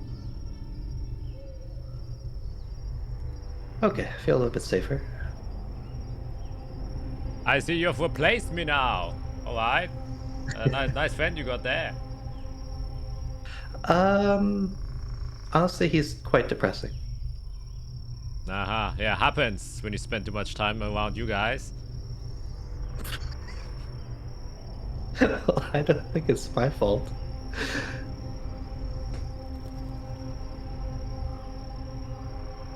Okay, so yeah, Ezra can rest. Alright. Then, as Eric and Fiero, you both kind of just chuckle inside of there. And it's not immediately noticeable when you have a little bit of a blood, except for you, Eric, you feel it tremendously. Not only does the wound itch like hell, it's like, man, if you've ever got like a larger, like a flesh wound and it starts infecting itself and then the edges of it really itch and your flesh just starts to decay. It stinks like hell. It's unbearable and you can feel yourself, your body just isn't able to sit still for too long because it's such an unbearable feeling that you have, which prevents you from resting. And you just kind of try to endure with it as Isoel is, resting for you guys, basically. So, during this entire time, thanks to the devil, it doesn't seem like anything else is encroaching on your little hovel. You sometimes hear like a blast outside.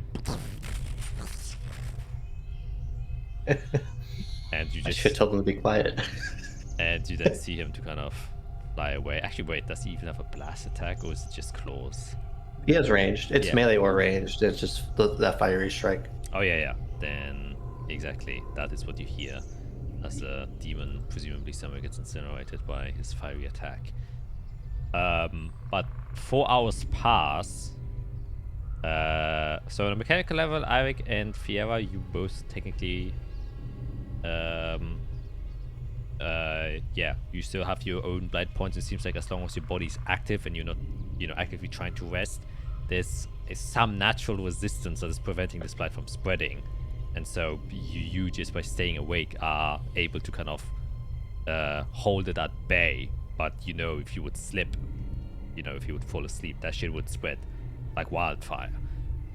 So while you're kind of discomforting sitting there, I said 4 hours pass, and you just come out of your meditation to see Eirik and Fiera probably just whipping their legs, biting their nails, or whatever weird tics they have in the current state. So you Help.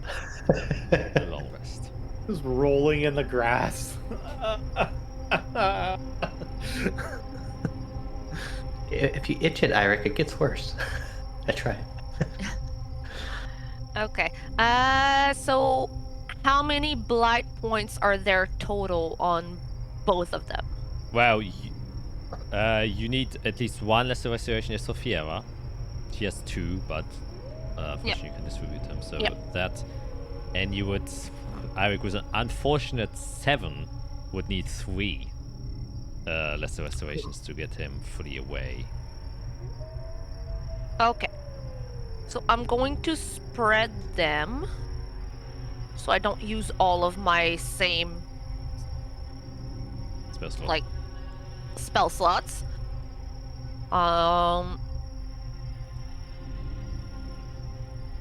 Okay, these I so I'm going to use 2 second level, 1/3, and 1/4. So that's 4 lesser restorations that I cast on my friends to get rid of the blight. Alright. Yeah, once again, Icer comes over with her guiding hands, and as she does so, you can see that the radiant energy just kind of burns away the blight patches from your body, which still feels incredibly painful. It's literally like searing a wound. And once again, it's not, taking it away or anything. Your wounds are still there. They're still very much open. And this radiant heat is just burning this blight away. And so this feeling of itchiness just gets replaced with a brief moment of intense pain. But then as soon as it dissipates, you can feel your mind starting to become a little bit tired, fatigued from just having to mentally and physically fight against this blight. But it's a lot better than it was before. It's like when you pop a painkiller after having a migraine, and it just slowly starts to fade away, and you're able to rest now.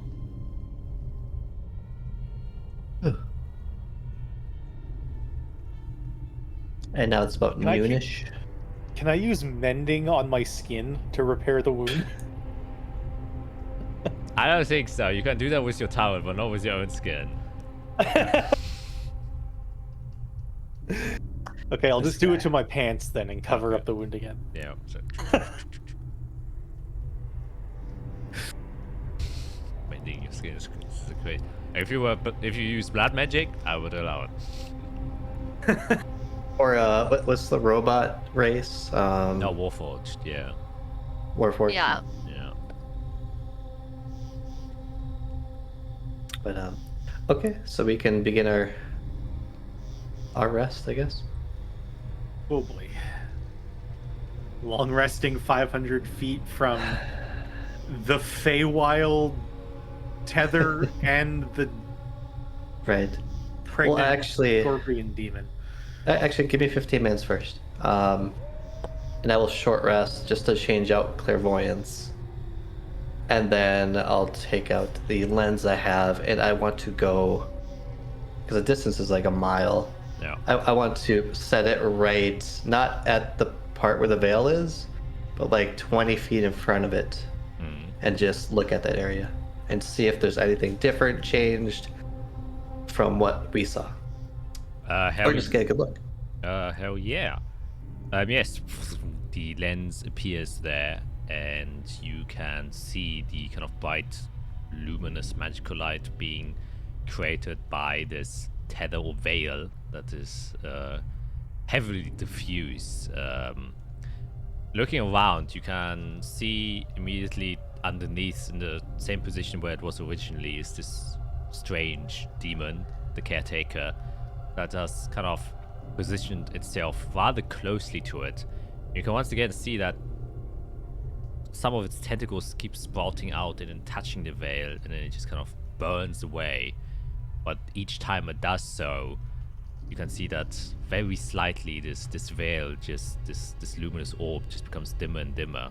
And of course these eggs that have sprouted here from the blight around, that very periodically summon these vermin spawn, just kind of come out, and they just immediately run inside of the veil and self-annihilate.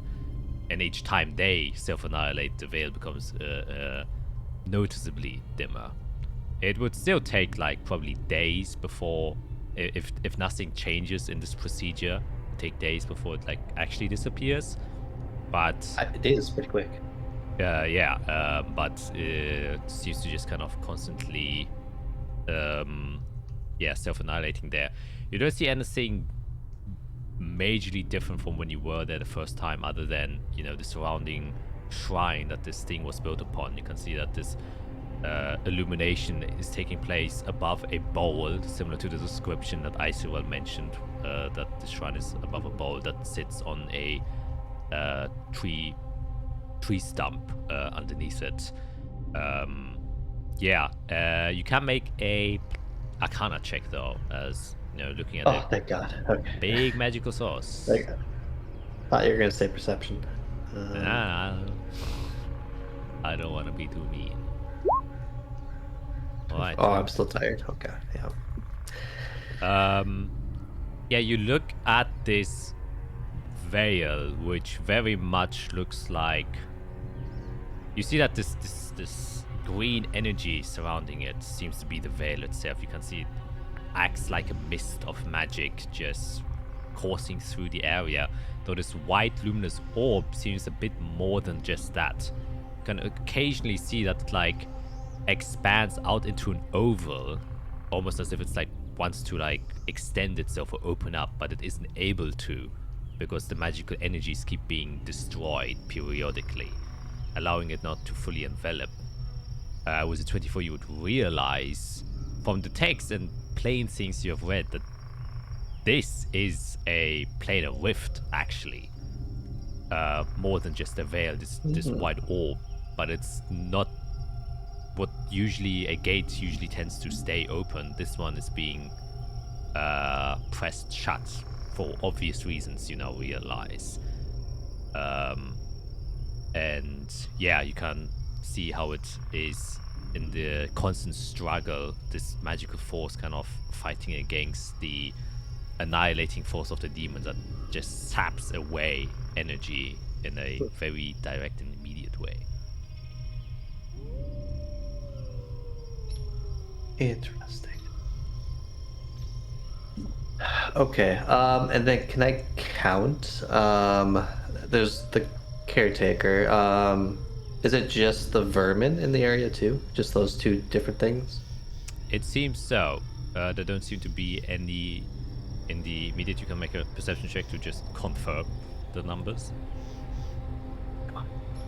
Come on, let's do an arcane eye. I'm a arcanist. It's a little blurry though. Yeah, you positioned yourself rather closely to this bright source of light, and that's why everything else looks a little bit shaded. But in the immediate surrounding, at least, you don't see any large, big demons just walking around here, stumbling in. But, you know, you do notice that these demons are quite obviously somehow attracted to this. Okay, I'll come out of it. Okay, so I think once we make the area safe, we can probably protect this veil for a little bit, and then once it's stable, we might be able to go through it.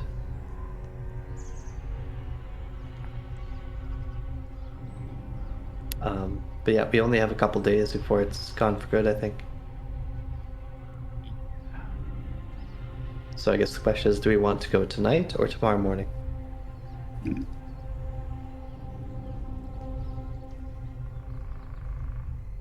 You guys need to rest to recuperate. Yes. We can't go attacking this thing without full force.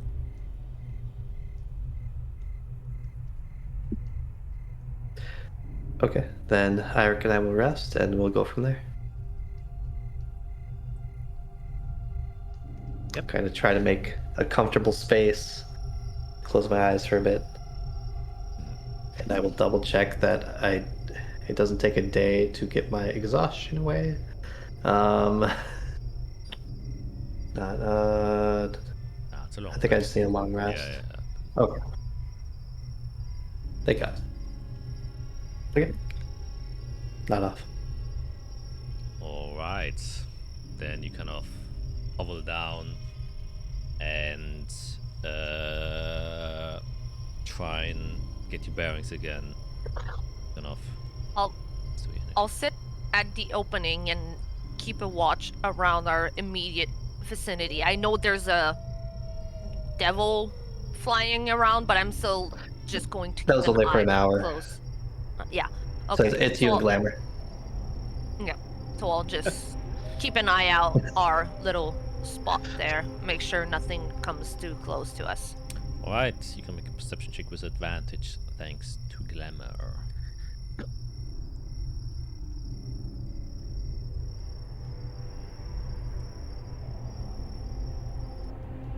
Give me 1 second, because my PC crashed. Now I need to load everything back up. Oh. No. Oh no. And my I got prepared spells for going to war. Oh okay, god. I'll try it like this. Try a whole new set. 21, hell yeah. Yeah, you keep out, and obviously advantage is because Glamour's helping you. He is just, you know, sitting on a branch, kind of lying down there, and then was abusing over the fact that this devil was flying around, and then at some point disappeared, which the last moments you would also witness as well. And as slowly, once again, the shadows grow larger because of the setting sun, the environment turns quite dark, though the shadows just change their direction as the illumination from this planar gate is shedding enough light to even reach you 500 feet away. And as you kind of just looking out in the darkness, you occasionally hear sounds, moving things from this environment going closer towards this light, and you can only see like silhouetted black shapes that are like very slowly approaching. Not many by any means, it's just like occasionally you see one there, and you know it has to be a demon of some sort. Once again, no large demons, only like small demons kind of slowly approaching this area. The only one that gets close enough where you can actually see it with your dark vision looks to be, in fact, even like humanoidish, more than the caretaker does. It looks like just this almost like naked man that's just kind of folded in different areas very strangely, but it has like 4 arms instead of 2, and 2 heads that have kind of like been forcefully attached together. That are just kind of, and you can hear this like just screaming, moaning. It also has like big teeth that kind of come out of its jaw, and it's just giving off this constant, very eerie sound from itself. It's like walking silently through this woods and approaching this shrine. Just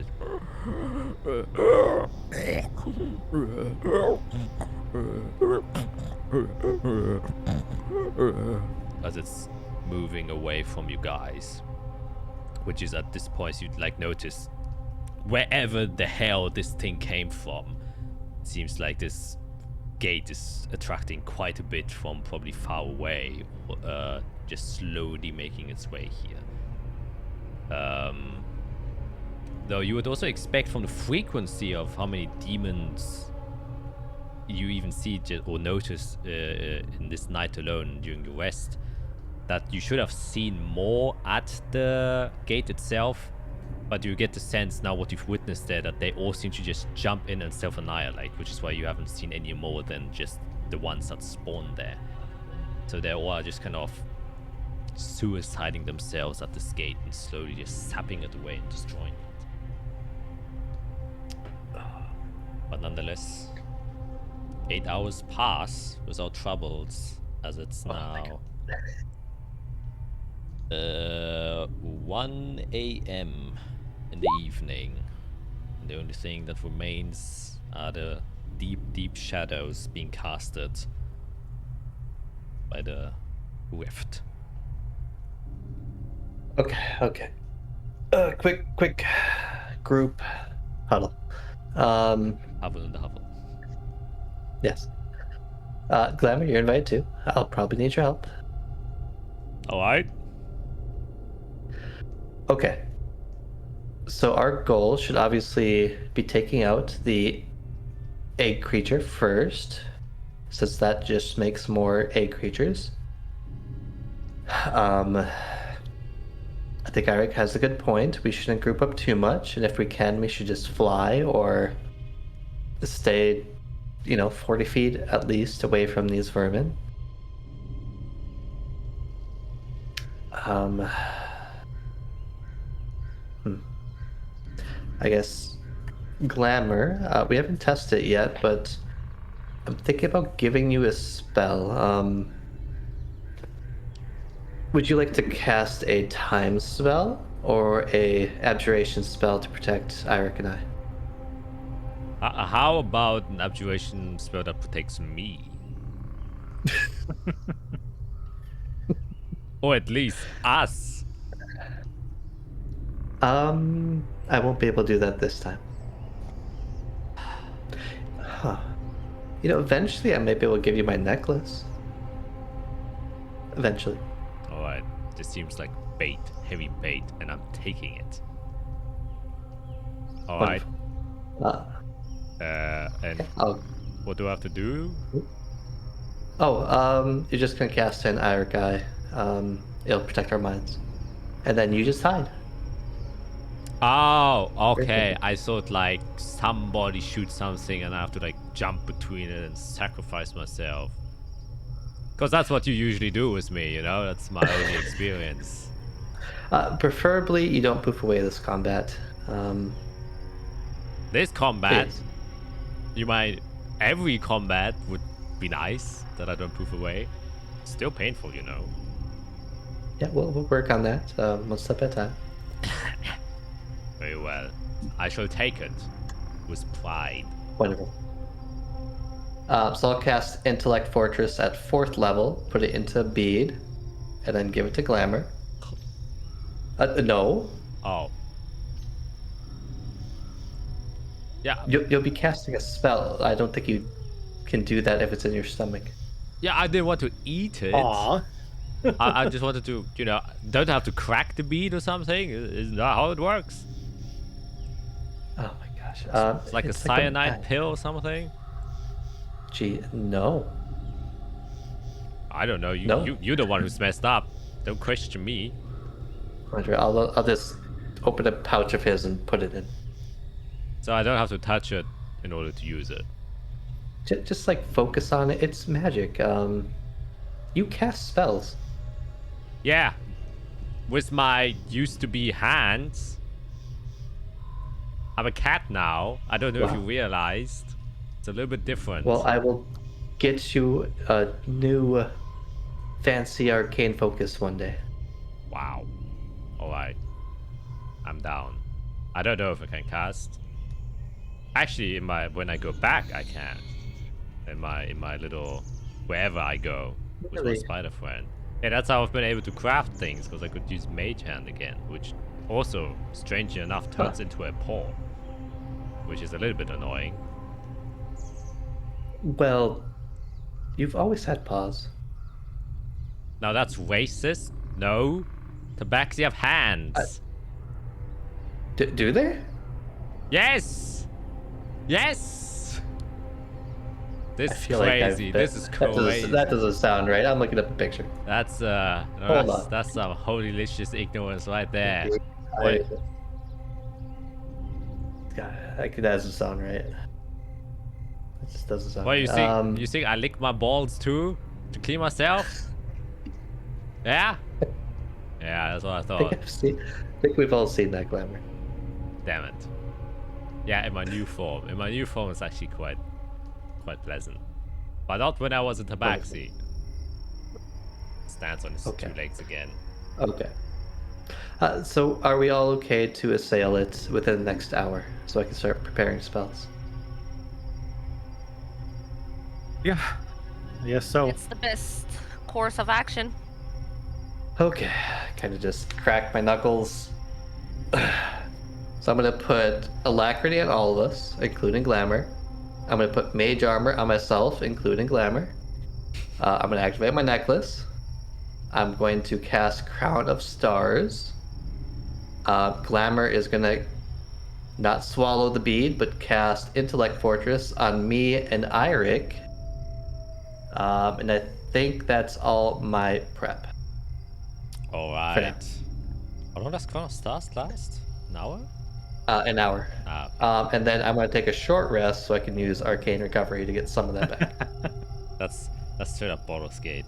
Just Yep. Alright. Like I'm prepping for anything. You do have to use a hit dice to do a short rest. Perfectly fine. Wait. Yeah. While she's doing that, I'm going to drop my infusion on my spell refueling ring, and I'm going to add an infusion to Fiera's cloak, or her robe, and I'm going to give her Mind Sharpener. Ooh, what does that do? Oh god. Okay, I gotta keep track of things here. I'll go find it and I'll put it in. Yeah, can you post it or send it to me or whatever Yep. that does? 2 seconds.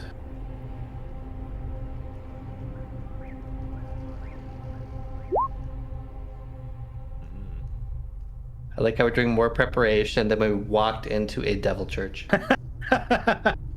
We learned. So it has charges. How many charges?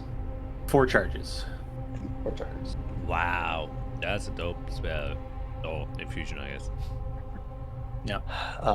But I do have to use a reaction. I mean, Yeah, I mean, it's kind of worth it. I mean, it's worth it, but yeah. I could just change time, but yeah.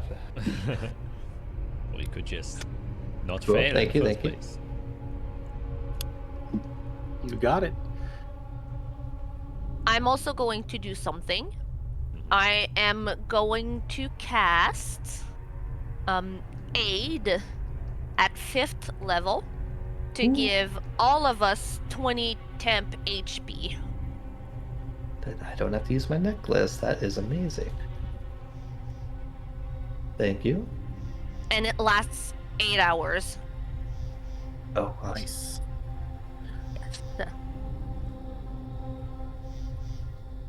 And that's it for my prep. Hell yeah. I just have to change one more spell.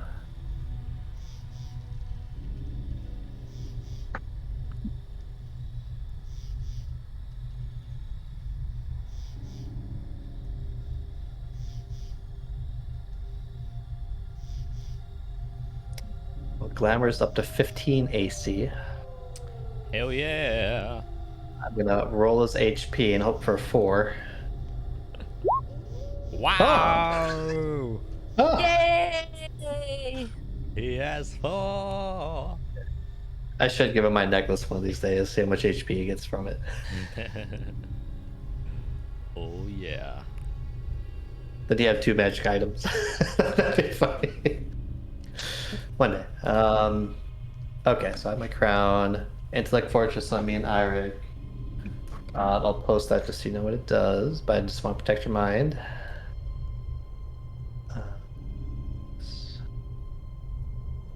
Was preparing to have Intellect Fortress myself, and then you were like, "Here, have Intellect Fortress." Glamour has discovered.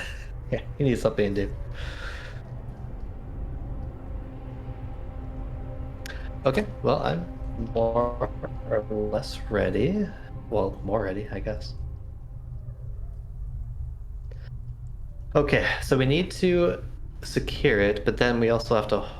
Well, unless we can go through right away, we might have to hold it for a bit. I don't know. I guess we'll figure that out once everything's dead.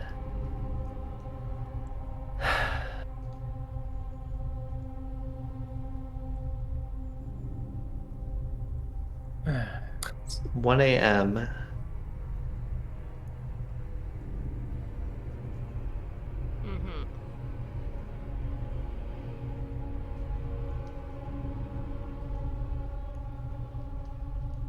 There is an advantage to the veil being so bright in the fact that you're not gonna need a daylight spell, but it's also a disadvantage that they're going to see us coming. Yeah, I have goggles now. He has my goggles. I can actually cast see. dark vision on myself now. Cool. 60 feet I have, yep. Yep. And I can see Just like me. through glamour too. Staff is charged, amulet, have 2 charges. So I won't use my drift globe unless something crazy happens. And we need daylight or it's useful. Does it take because I just have to say a word, so does it take an action to use the daylight from the drift globe? Yes, it always does. It does, okay. It is like casting a spell. Yeah. Because I believe the phrasing is like you can speak the word to cast daylight through the drift globe. And just using magic items in general requires a utilize magic action. Yeah. Oh, yeah, that's right. They cleared that up. Okay, everybody ready?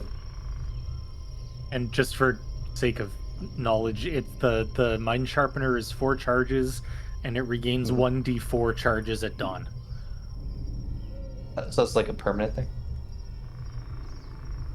Yeah, I mean, as long as you have charges to use, you can use them. Cool. Unless I take the infusion away, but I'm not gonna. Just warn me first. Yeah.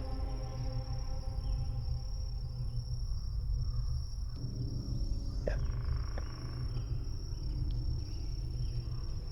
Let's just hope this fight doesn't last 6 hours, and then we see the infusion at work while fighting, recharging.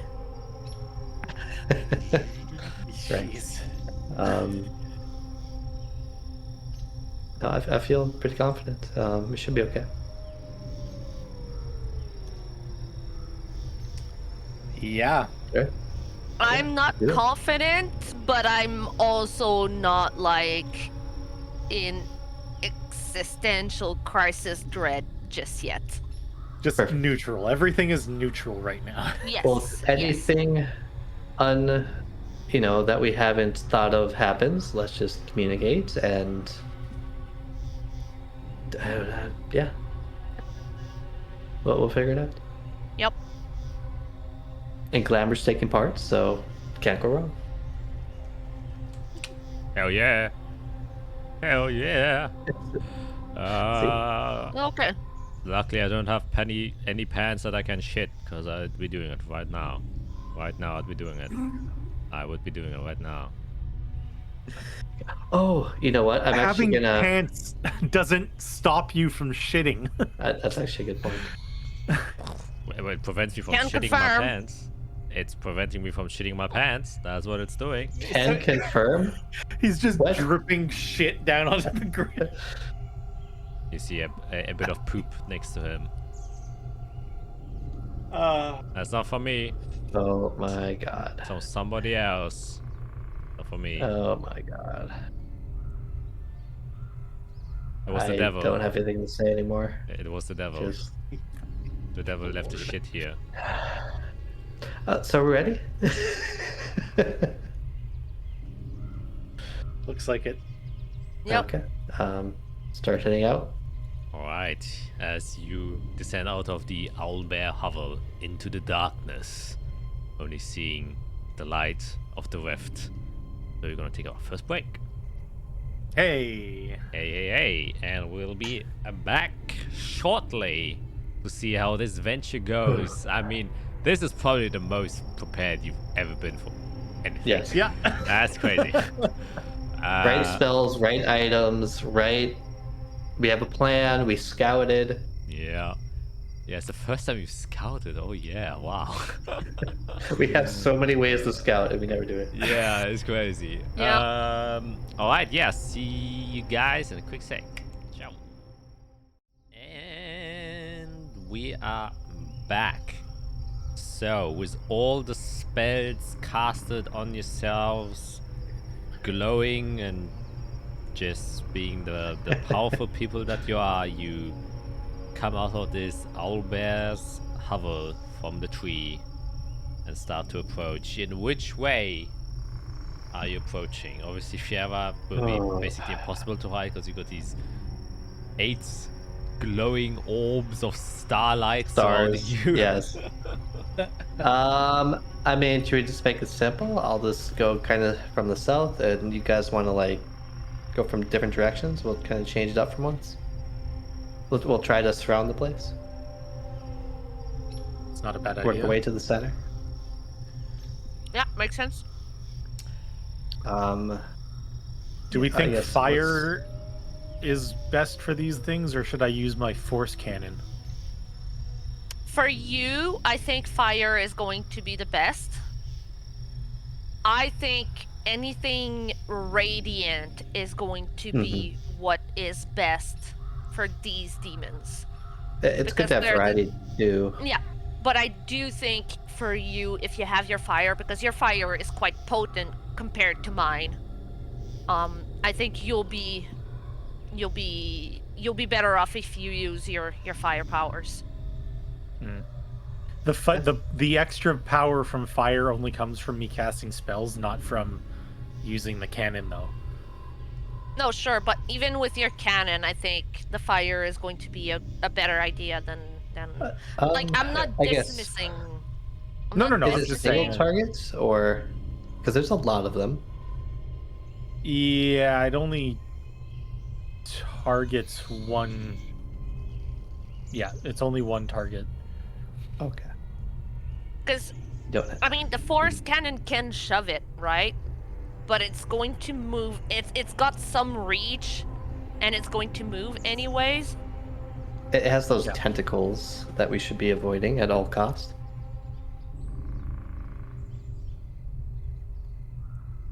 As Azrael gets advice and Yeah. on her look.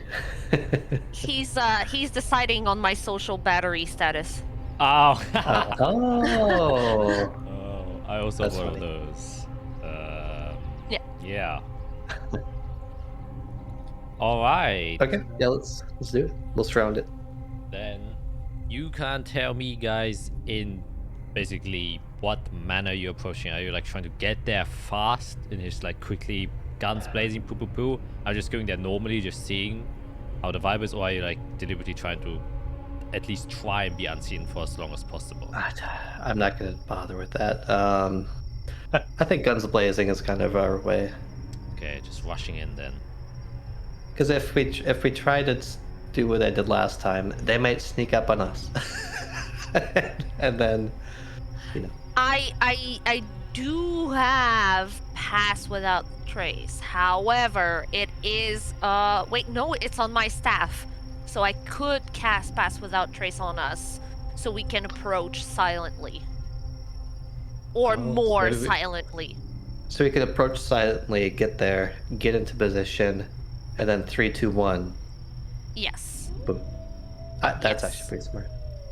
So I could, I could follow you guys to your position so that, like I drop one off and then I move with the other one to their position and then I go into position. This way we do like this that. as silently as possible. Mm-hmm. Not bad. What That about just what sounds about that? smart. Yeah. I just thought of the that hell? all of a sudden. Okay, yeah, we do that, Jack. We do the 'cause- smart thing. Because pass without trace is only a 30 feet Right. sphere. But yeah, So drop us off, make sure we're in position, Yes. then you can Yeah. move on. because then once you're in position, you're technically not moving until we go. Yeah. Alrighty. Then All right, let's do that smart. I'm going to use my thing so that I can remove the counters on my staff. There you go. then you can roll me a stealth check, if you don't mind.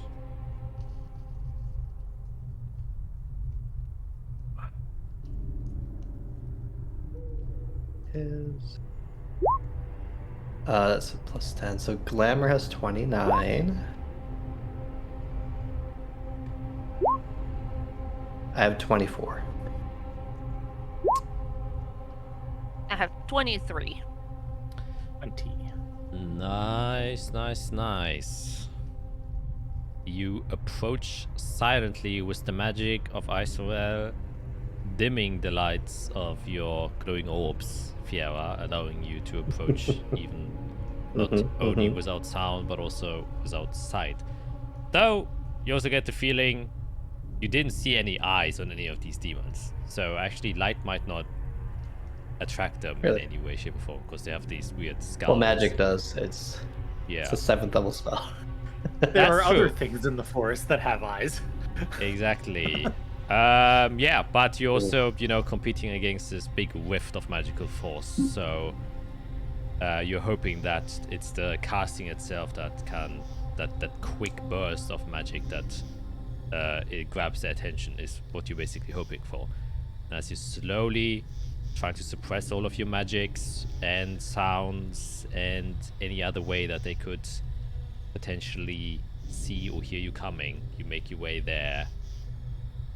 And as you get closer, you get to around the same position you were last time. And you this time check the tree immediately to the right where these 3 came crawling down from. There don't seem to be any there. And you only see the ones that are kind of hatching from the eggs. The caretakers, once again, there where it was before, kind of standing immediately next to this rift and still sapping away its energy by kind of, using some of its own blighted material. And you seem to have not been noticed by any of them, as the pass without trace is enough to kind of suppress the magic. So I will put you on a battle map, and then you can devise your plan of action. Oh, the first. Or, no, we've done it before, but not well. So here you are. Battle map.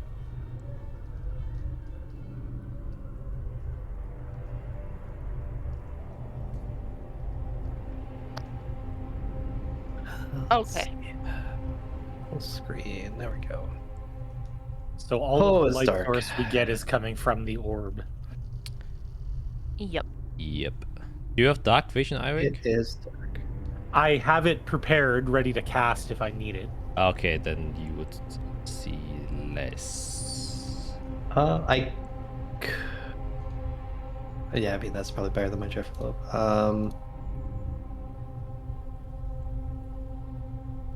Then you would only see this much. Okay. Look up daylight radius.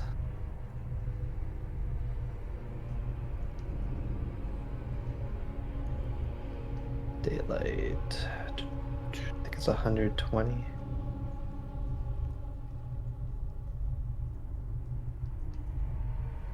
Yeah, 120. Okay.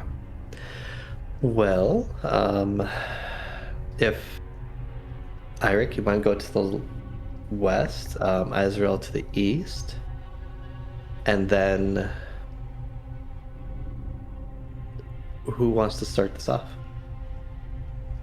Okay, well, how are we starting off? Are we just going to go right for the pregnant one? I think the caretaker, the big one making the eggs, is the big priority.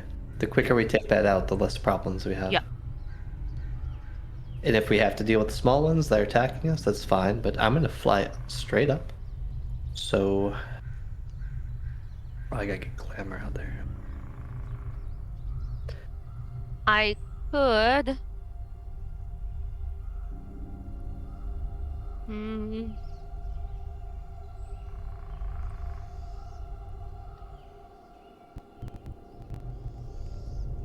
I could cast a moonbeam on the thing to start us off. It's going to surprise them, and then you guys would know when to Yep, jump out. I like that. Yeah.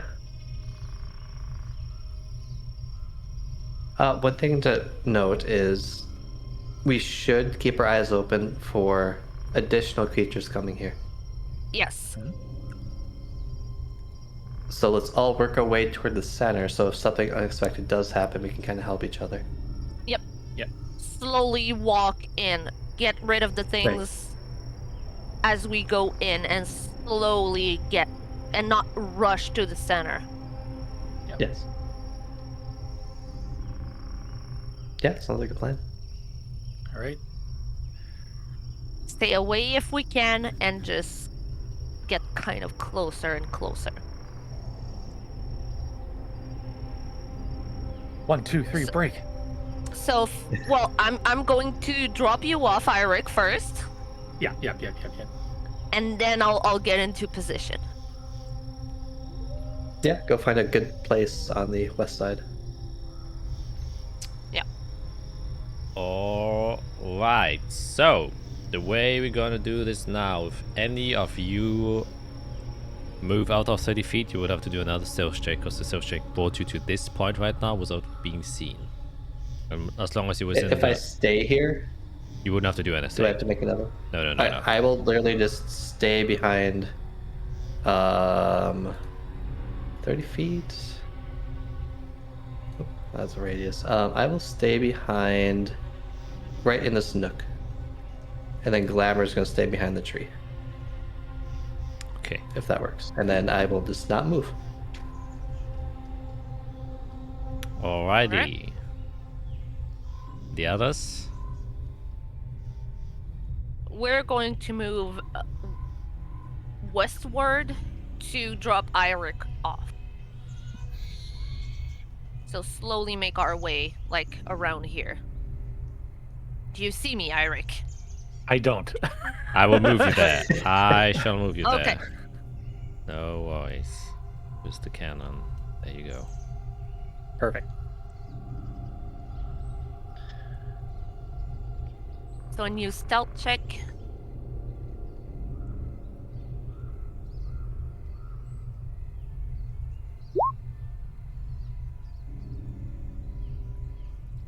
Still a 14, I mean. It's a 14. As you approach there. Eirik also needs to do one, right? Oh yeah. Well. Go, Eric. Yeah, maybe get net 20, you know, just True. Yeah. I mean, 21, it's better than my 14. That is true, but you're walking together, and as you go there, you kind of brush past one of the ruins there, and as you kind of holding your hands, close to it as you want to keep visual cover, fortunately, a small stone breaks from it and falls to the ground. You can see it grabs the attention of the closest vermin spawn, who kind of just immediately turns around.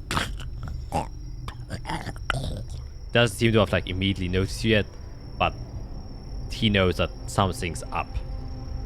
Well, no, as in he's just naturally reacting to a change in the environment. A possible movement in its surrounding. Exactly.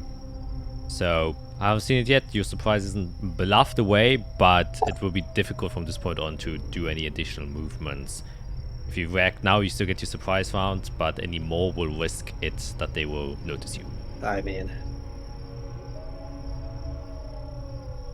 getting that round would be really nice. Just do it. Hold on.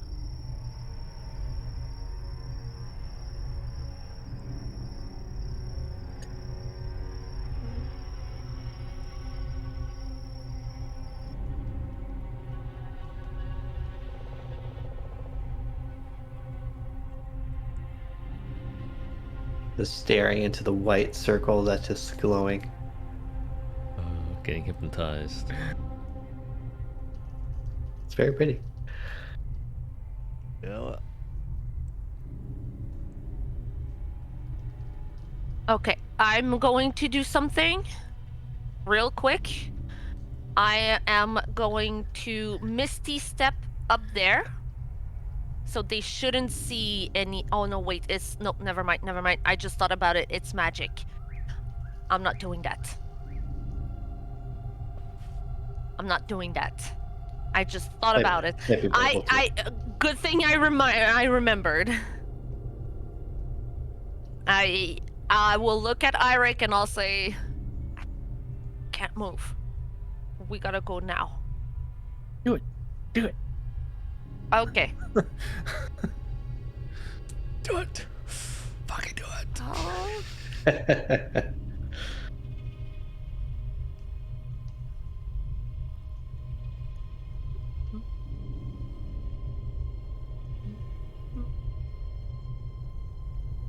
Oh, yeah. Okay. Cool.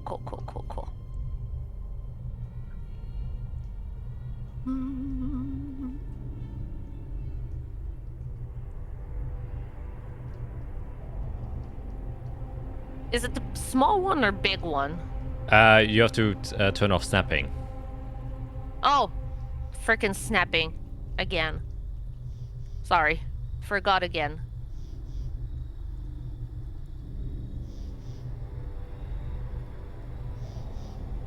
Oh, please. I mean, you don't have to be exact, like, it's okay. Alright, it'll be fine. It was going 4.9, 5.1, 4.9, 5.1. And it just kept tiptoeing like this, and I was like, you... Yeah, because... and then now just draw a circle around it with the ellipse tool. Yep. And then that's fine. Alright. Then you summon the holy light from the moons themselves in this night-covered sky, which is kind of fitting and poetic, because the moon is what... Sorry.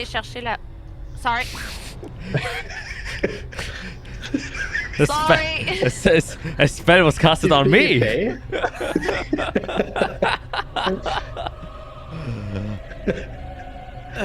Sorry, someone's hungry and wondering where Dad is. Oh, okay. Aww. Yeah, I mean, the poetic nature of returning to this place, and the first thing you do is cast a moonbeam, while a moonbeam was what brought you here hundreds of years ago, and so as it comes there we go. raining I put the ellipse down. With that, we will just, for now, roll the initiatives. Once again, you get all the surprise rounds. And then after the surprise round, we'll go to the initiative, but just so we... Everybody has alacrity. have a sense of order. Wow, that's a natural one. What the hell? Yikes. Yikes. No! Yeah, of course. Well, they're pretty fast, so... Wow, you also got a natural one! Yay! And then also... the Take eggs. a glamour in there. But they don't get an initiative turn, they're at the very end. Alrighty, so the moonbeam comes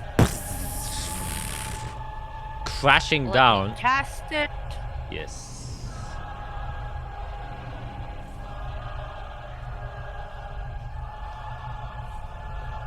Constitution saving throws coming right up. Yes. Wow. So it it gets half damage. half so- damage, but as the radiant beam comes shooting down, you can see that his body, very similar to when parts of his body touch the kind of veil itself, kind of burns away in this radiant light as he seems to react, or it seems to react rather strongly towards the radiant magic, meaning he's quite vulnerable to it. So despite the save, he will still take 26 Good to know. as he gets Yay! jumped there. So that Good, is good. your surprise. Actually, you can still move if you would like as part of your surprise turn. So that was my action. Now that they know we're here, I will Misty Step upstairs over here Hell yeah. to move away from Eirik, and I am going to run around to right here. All right. Nice. Then Just that. going to double check my thing. Yup. Just make sure. Yep. Okay. Good. Okay. Don't stay here. Don't stay here. Move. Get away. Thank you. I want to get away.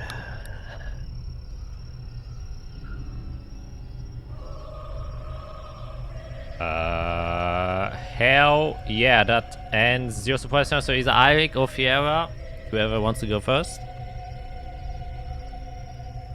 Go ahead, Pierre. Okay. As I walk out, white wings sprouting from my back as divine energy flows through me as I use Fiera's multiversal self-actualization, of course. Going to my angel form. Concentrating on that.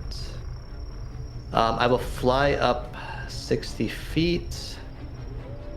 And this one will have to make a dex save as I fire some holy flames at it. Yes, which With, one? Sacred flame. The one closest. Okay, I will actually color Can't reach code the guy them yet. so we can actually know which one we're talking about. Alrighty, a dexterity thing, so you say. Yep. Pretty nimble, but we shall see. I will give it disadvantage, so it's a 19, because Oh. he's surprised. It's still passes. That's quick boy. Yeah, as you cast this divine magic once again, all of them immediately react, especially with the moonbeam. They seemed a little bit distracted at the moonbeam itself, but some natural intuition that can feel things in their surroundings kind of just dodges out of the way as the holy fire kind of bypasses it. Wow. Okay, but yeah, I'm flying up. Divine flames, divine stars. I'm ready to go. And then Glamour is after me. He got 7. He's just gonna keep hiding. Oh wait, he has to roll initiative himself. Yeah, he got 5+2. Oh, it was in. It didn't swap over for some reason. Oh yeah, he's there. Okay, there it is. Okay. Then it comes to Eirik.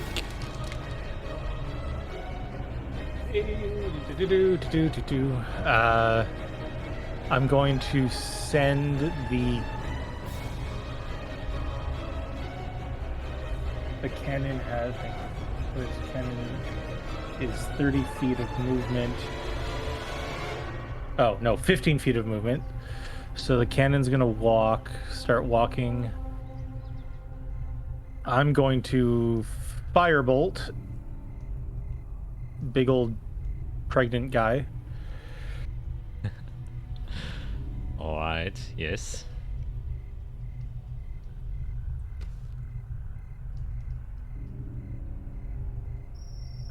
Wow. Yeah, you have advantage since you are surprising them. Oh, good point.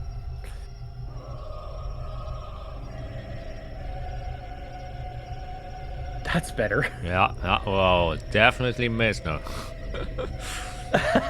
Okay, run again. Yep.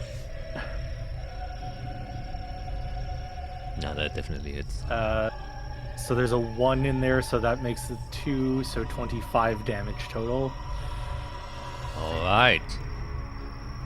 25. Bonus action, flamethrower.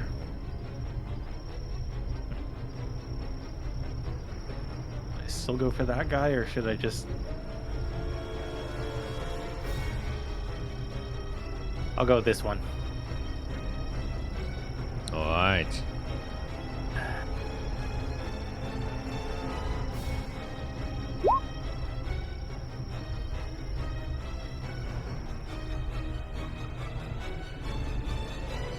Okay, it also has advantage. Oh shit! Fuck! God, I was like, did it hit?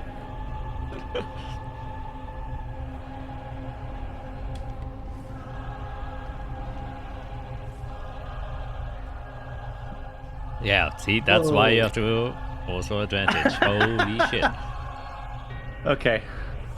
Yeah, so just roll and then whatever max damage is for the rolls. I go we add find to it again.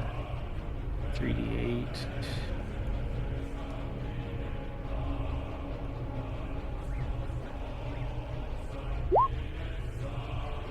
Okay, that plus 24, so that is 38 damage.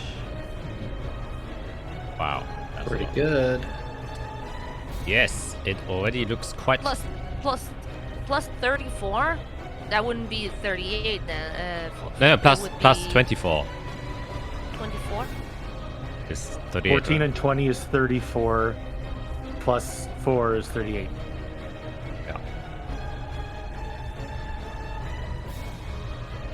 My math is wrong. Don't listen to me. Okay.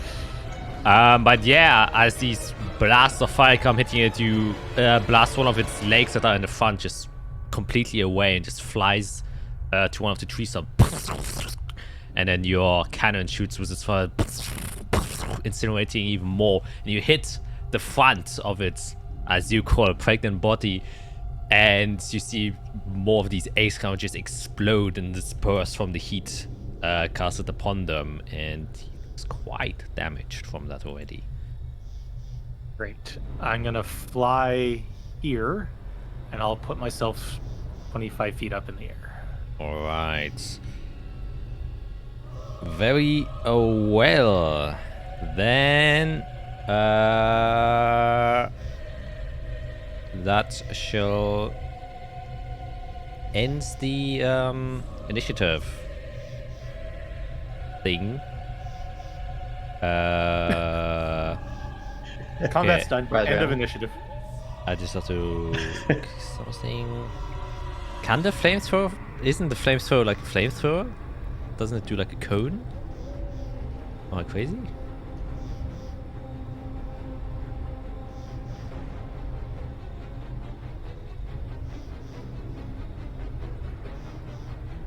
Because it says. Old. Ah! Ha! Look at you. Because I was like. I was using the force. Yeah. Yeah. The force is a cannon. Okay. I still allow if you Scratch that. would have used the force cannon, 'cause obviously Eirik knows his own cannon.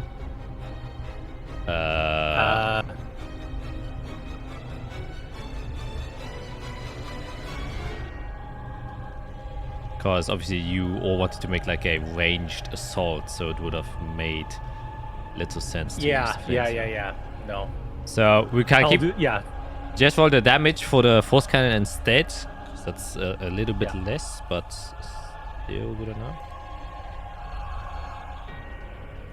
The force damage is actually 3d8 plus 5. Oh, hell yeah. Then even better. 3d8 plus 5.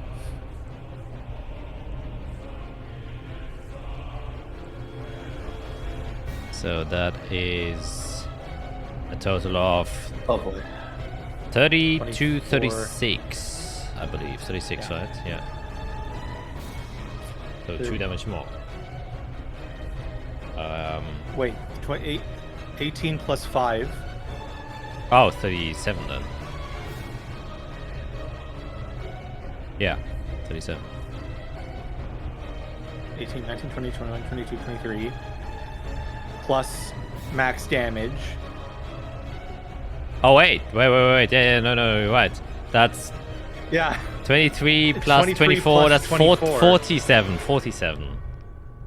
Okay. Wait, oh my god, for cannon? Plus. That was a good Gotta use that damage more roll, often. right? I mean, yeah. I've used Oh yeah, it you before, rolled. but they're always terrible rolls. Yeah. I mean, if you get an extra 20, it will do the job. Alright. Yeah. Well, that's the first time I've ever natted with the Yeah. Oh, cannon. when my initiative changed, I think I had like 31. Oh, yeah. Oh. Let me double check that. You sure? No, you had Oh. 31 on the first Yeah. battle, You had 19. Oh, okay. and then you ran away. Jesus. That's Yeah. So, at the start now, after all of this happened, they obviously start to react. And... He gets pushed 5 feet, by the way. I don't know Oh. if that changes anything with the tethering. Does the winds or whatever. Yes, so he gets pushed all the way there. He kind of goes deep into... Oh my god, I accidentally gave him 47 HP. Oh, he loses 47. He'll need it. Yeah, he definitely does. Yeah, but you just see that more of its body seems to be like wrapping into the thing, burning it a bit more. Indeed, he takes 2d8, not 1d8, another 10 radiant damage then. If we put them onto the... Well, then we damage the barrier. And you see now that the barrier Yeah, we have to avoid that. gets a little bit dimmer. We'll start with this one over here who first noticed Isoel, and so as such will also go after... actually no, your big fire thing, Eirik did got its attention the most, but Fiera is closer and has a 7th level spell casted on her, so I do believe it would gravitate towards that more. Yeah, bring it. And how high are you in the sky? 60 feet. Alright. Then it will go there. And it will start climbing this thing next to it. But it just kind of got to the edge. It will shoot 2 of its needles with disadvantage. Since Oh, sorry, 40. I can't fly 40. Still disadvantage. You're still out of its optimal range. So 11 and then 9. Completely missed this one. We'll also start climbing down here, and it will use bonus action dash, and then we'll use its entire action to dash. So that's gonna go all the way over here, and the others will just kind of start approaching you. Isoel, bonus action dash 45. We'll take it here, still out of range. So it will shoot its needles, while the other one will use its full dash, which would put it over here. So, 2 sets of needle attacks towards you. No advantage, no disadvantage, just normal needle attacks. It's a 19. Alright. So you take 6 piercing damage. And then the second one is a 17. Oof, Bear, I think, just meets it. So another 6 or 12 damage. And 2 blight points as these needles get stuck inside of you. ending their turn, taking us now to Eirik. Yeah, so fast. Jesus Christ. Okay. Okay, don't want to push him into the thing again because that was dumb. I'm going to fly here. Still 25 feet up in the air. I don't see any. Scan around the battle map. Do I see any other things? I don't see any other things. They've all moved. Oh shit. Well, those flowers are odd. Those are the eggs. Yeah, I don't. Yeah, those are the Oh. eggs, but I don't want to. If those like Yeah. pump out more if they get hit, I don't know. Oh, you can really zoom in on them. Jeez. We will, to start, firebolt pregnant Gaio again.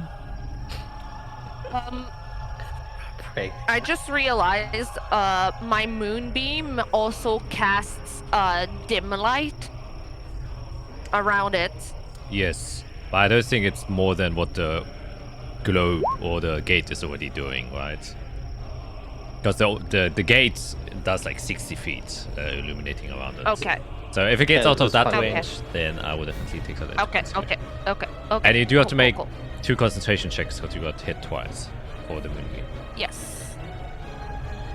Concentration number 1. Yeah, definitely. Concentration number 2. Yes, easy peasy. You remain that. And yeah, I think that hits a 22.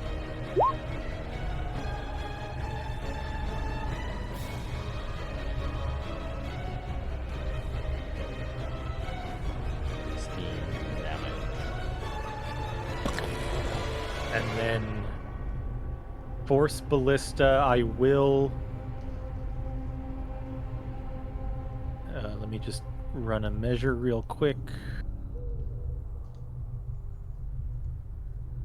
Eric takes out a protractor and starts. Okay, let me find that. Where'd I go again? I'm right there. Perfect. That's within range. I'm gonna Force Ballista that rock with the runes carved and glowing into it. Oh. Okay.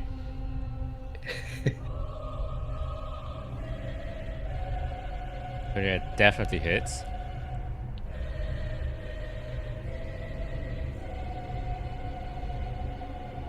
Six 21. damage. Oh yeah, 21. You shatter part of the rock, and the rune inside of it gets partially destroyed. After which you can see that the tether weakens tremendously.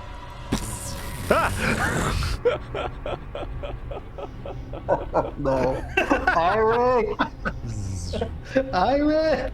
And its size is heavily I read reduced. the room wrong. I read it wrong.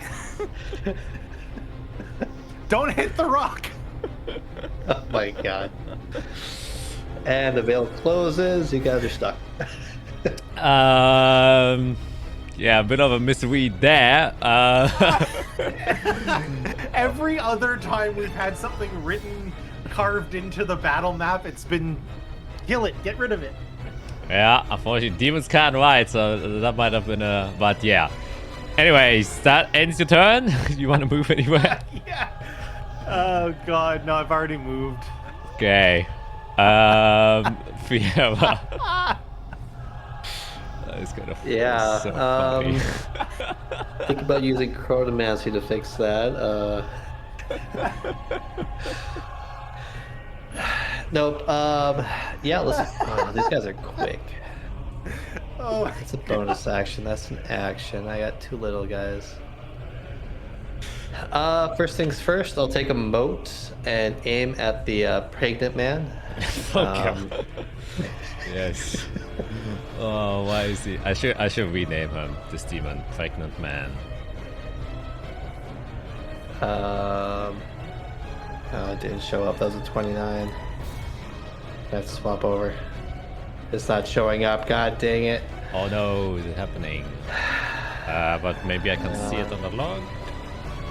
Yeah, I can see it on the log. So yeah, just roll damage 29 if he hits. Thank the gosh. I'm just gonna say, okay. shooting the rune is very low wisdom. Yeah. High intelligence of thinking about Yeah. destroying the rune. That Low makes sense. wisdom. 21 radiant going damage from that shot. Wow, that's 42 for him, and you can see it is barely alive. You incinerate the entire top portion torso of this creature as it's kind of I slowly wonder if I can burning get- away. Oh, I can get in range. Okay, I will fly. Where should I fly to? That was just my bonus action.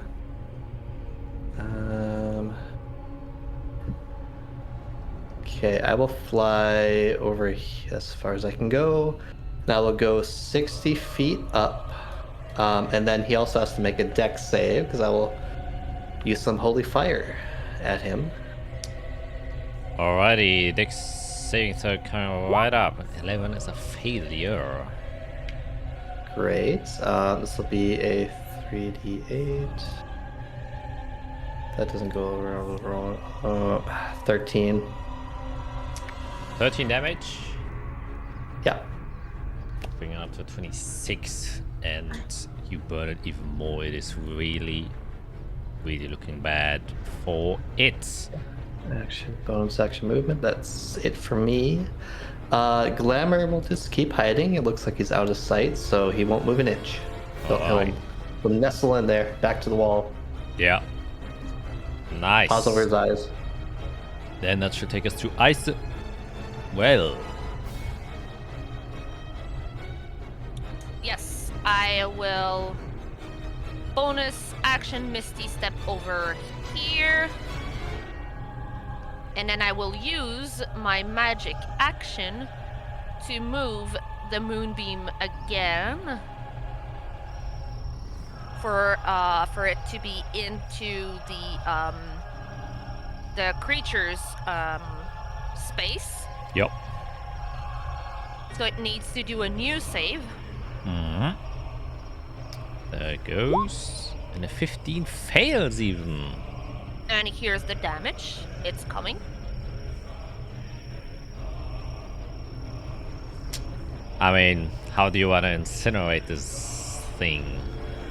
Again, the moonbeam is shooting the radiance down, so it starts from the top and it just incinerates slowly as it turns into ash down on the floor.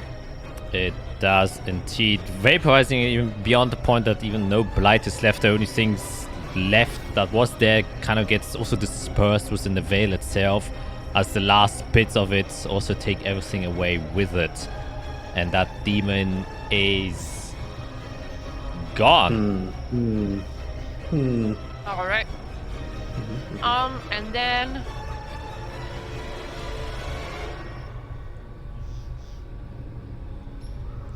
I will come and hide behind these rocks here. Also wanna shoot and firebolt at them. No, I'm not, because I'm more wise than Eirik, and I definitely would know that these are there to protect whatever is enchanting that gate. Alright, just like that. Especially because they're green and not like ominous red. Hey, you never know. Blight is also green, so I do think it's kind That's of a true. valid assumption. But also the veil is very No, green. I so... know, but I also know the place, so I kind of know what's going on there. Yes. And so- Eirik. It's also glowing differently than the orb is. Oh god, it shrunk so much. It did indeed. Breaking a stone. Not the best idea. Okay, so on the X turn, you can see with all the magic going around suddenly, new demons spawn from it immediately. Putting 4 more of them onto the map. Okay. Might have to burn the eggs. And immediately after that, that's a killer combo. It's their turn. So these will kind of run all the way here. Actually, how high up are you, Fiera? 60. Alright, 16. Then they shall still try and get you. How high up are you, Eirik? 25. Then this one... Oops, I accidentally stretched this Oh token god, instead it of grew. moving him. Will move towards you since you're closer. And this one is also immediately attracted towards you as you are closer. While this one will try and go towards you. Actually, it will stay up here. And then there will be a bunch swarming around ISOL. So we'll go here. You can bonus action dash over there. This one will do the same. See if it has, yeah, it has enough movement, just barely. This one will move 75 feet all the way there. Bonus action and action dash. So, two creatures attacking you. Eirik, without disadvantage, just straight rolls needle attacks. 11 that will miss, 17 will also miss. And a 12 and 13 all miss. You've seen the attacks, they're pretty easy to dodge once you know how they work. And then there will be two sets of attacks, both with disadvantage against you, Fiera. Yep. There's a 16. It's a miss. 7. Dodging that natural 20. And then Definitely the last missed. two. An 18. It's a nat 20. My AC is 18. I will bring up a shield. Alright. Enough. Nope. Well, No light, there. please. And then 8 for the last one, missing you entirely. And now there will be 3 attacks with advantage against you, Isorel. Guys, I'm in danger. Quite a bit indeed. A 9, luckily, will miss. Woo. Wow, and a 7-2. Okay. Nice. She's in danger, she says. Yes, as she just gracefully dodges. 14 will also miss. A 17, unfortunately. That one hits. Alright, then you take 20 and another Okay. 2 blight points. Okay. Another concentration check. Yes, just give me 1 second. No problem. Concentration check. Yes. Easy peasy. And then the last 2 attacks will be coming your way. Was an 11, will definitely miss. And a 17 once again will just barely hit. Barely. And it says sting. I once- got lucky. Wow, those are some high fucking rolls. That's 30. Yikes. 32. Jesus Christ. Owie, That's like zowie. almost max on both. Yeah. Yeah, But 6, the 5, moonbeam 6. lives on. Oh, hell yeah, it was a 21 because the DC of that was like The moonbeam 15. lives on. But you gain another 2 blight points, putting you at 6 right now. Starting slowly, starting to feel effects getting a little bit worse. But that ends their turn, taking us down to Eirik. Yep. I'm gonna fireball those 3, but in a way that I'm not hitting Isorel. Yep, that can be easily done. And that also gets the egg up at the top. Hell yeah.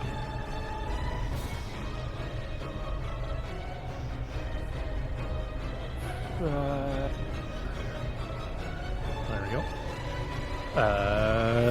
There we go. Nice. There's a 1 in there, so I'll change that to a 40.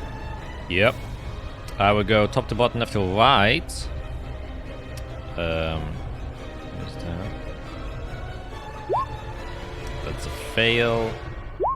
That's a success. It's a fail. Fail. A fail. So only the second one is actually the one that manages to survive. The others get incinerated by the fire.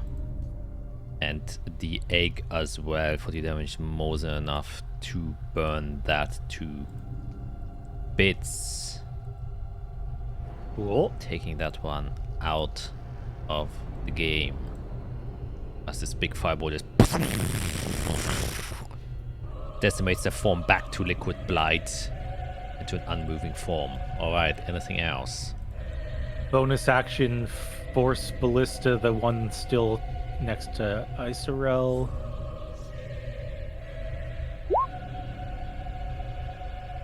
Yeah. +5. Hell yeah, that's more than enough to also end the last one around Isorel as it just gets smattered by the force ballista.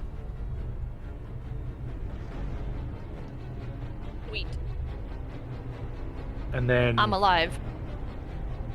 I'm going to fly up 20. I'm going to fly full 50 feet at 25 feet up to be 50 feet total in the same place. Hell yeah. Alright, then that ends your turn, taking us to Fiera. Step 1, let's see if these exacts can dodge. I want to try to Sacred Flame this one. If it can make a dex save, I don't know. No, it can't. It automatically fails. Wonderful. That's going to be 3d8. I'm just going to type it out. So 11 radiant damage as my action. Yes, that was enough to burn the sack away. Oh, it is. Okay. As the radiant is not amplified. Then I'll take a mote and fire it at the other one. Alright.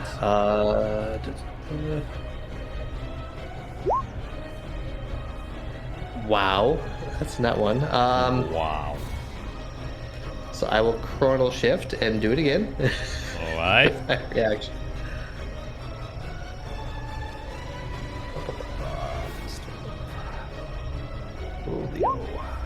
There you go. Does 20 hit the immovable object? Yup, it does. Wonderful. And then 40-12.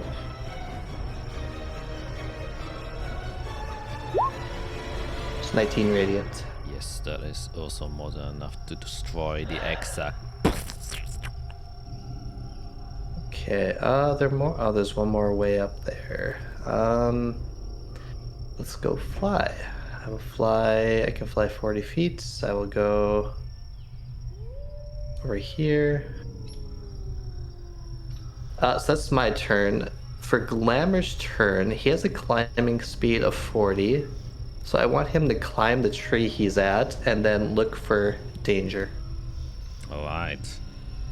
For like, if we are attracting attention, essentially. Yup. Make a perception check for him. It's got a +3.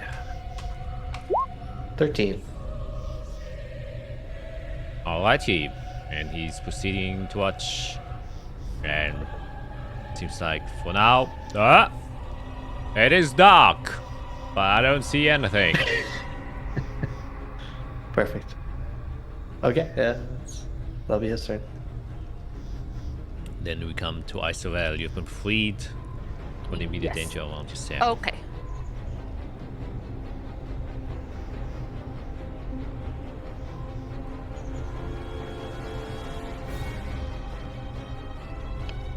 Sorry.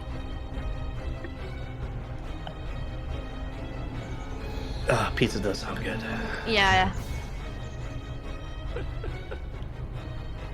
Okay. So I'm going to drop the moonbeam Alright. and activate at 6th level my spirit guardians around me. Alright. So it's coming up right there. So it's going to be a wisdom thing. If you can put my aura, of course, I'm going to say, Eirik, Fiera, the Force Cannon, and Glamour are safe from it if they end up into my aura. And I'm going to slowly move. Right. I'm still within its range, right? If I stay here, like I didn't get out of a range. No, you would get out of its range. I would get out of its range, so I will stay here then. All right. Just in case. I'll start by moving there, see what kind of damage it does, and then I'll reevaluate if I keep moving. Yes. So wisdom save, correct? It is a wisdom save, Yeah. yes. Okay, so they both make. Yeah, not very wise. They Negative 2. both get instantly fucking burned like pyres in a bonfire as they touch this radiance. Alright. So I still have 10 feet to move, so I'm just gonna move here and try to burn the last one there. Yeah, let's see how he does. Oh, not very good. Yeah. Did she has to roll a natural 20 in order to succeed there. And that kills the last one that is in your radius. Alright, I believe that was everything. Then...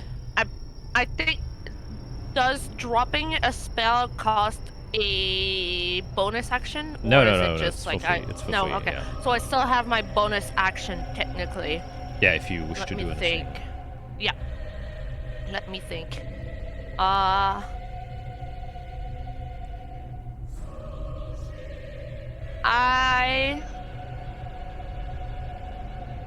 No, I'll keep it as is for now. Alrighty. Alright, yeah, so that was... I'm just going to kind of kneel down to try to make myself less obvious, even though there is a giant circle around me, but I know the circle is going to protect me. Yeah. Hell There's yeah. like tiny dragons flying around me. Yes, then it's the X turn, and we'll spawn one more vermin spawn. Over here. And that will immediately take us to the vermin spawn. The one over here will run towards the tree that's closest towards you, and then it can go up 20 feet up the tree. So how high up were you, Fiera? Oh. I'm at 60. So you are now 40, so still out of its optimal range, so 2 needles with disadvantage coming your way. Once again, lucky for that. Boy. Yep. But an 18 will Oh hit. my. That hits, and I don't have my reaction. You get 5 damage there and 1 blight point. Yeah. If it will let me roll concentration. Wow. Wow. I didn't see it. What did I you think roll? I fall. A 9. Oh, wow. Wow. Wait, no. Because I'm in my angel form, I get a +1 to all saves, which brings me up to 10. Just barely. Wow. Just barely. Damn. Okay. Hell yeah. Then you just manage to get that to not fall down. Okay. Anything else? Gosh, praying. Well, prayer helped you stay aloft, that's for damn sure. And then the last one of them is just going to approach you 45 feet there and then shoot another 2 needles towards you. With disadvantage once again. Yes, they both definitely miss. Flying wide astray, ending their turn, taking us now back to Eirik. Cool. Let us measure something out again.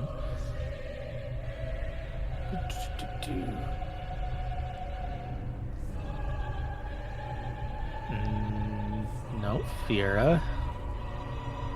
Oh, you have to do snapping off. Oh, no snapping.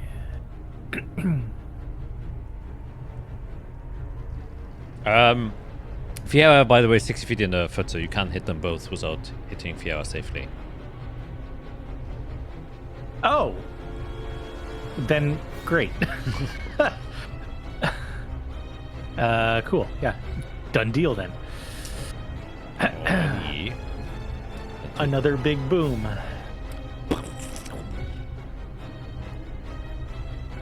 Somewhere there it is. No. Ooh, I'm praying we don't have another enemy in like 2 hours. Okay. First one makes it, second one failed, so the one immediately next to Fiera dies, gets incinerated. Or the other one just barely manages to survive, taking 19 points of damage. Okay, we're gonna move cannon towards me, and then we're gonna ballista the one that's still alive. Hell yeah. Yup.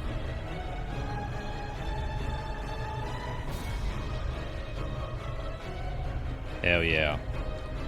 Plus 5, so yeah, 22. the 17 would have already done it.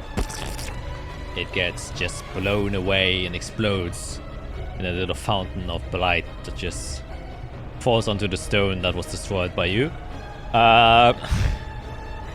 Anything else? I believe that was all. That's it. Okay, bringing us to Fiera. Only thing left seems to be that egg. Okay. Fly 40 feet. Go over here.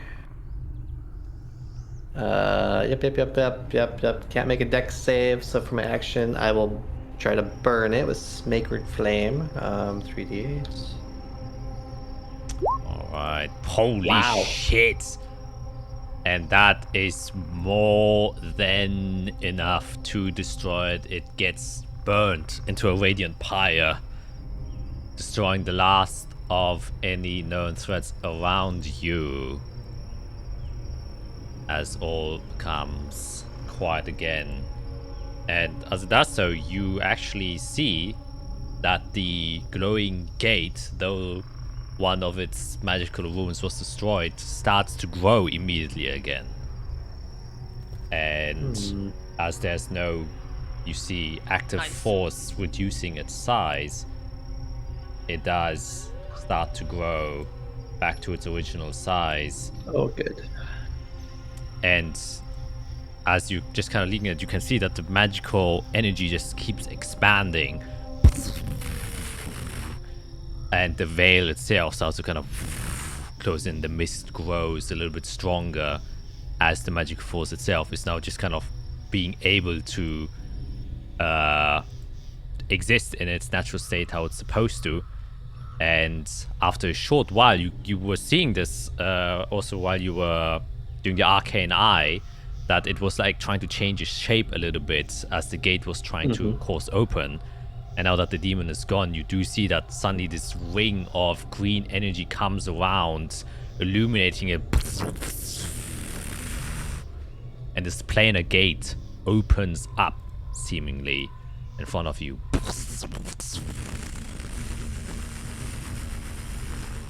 And you can just see the circle that is now almost like mirroring a little bit the light that it's producing and reflecting at the same time. You don't see much beyond it other than just the bright glowing light that seems to be just spilling out, and the veil itself is just kind of washing through the landscape.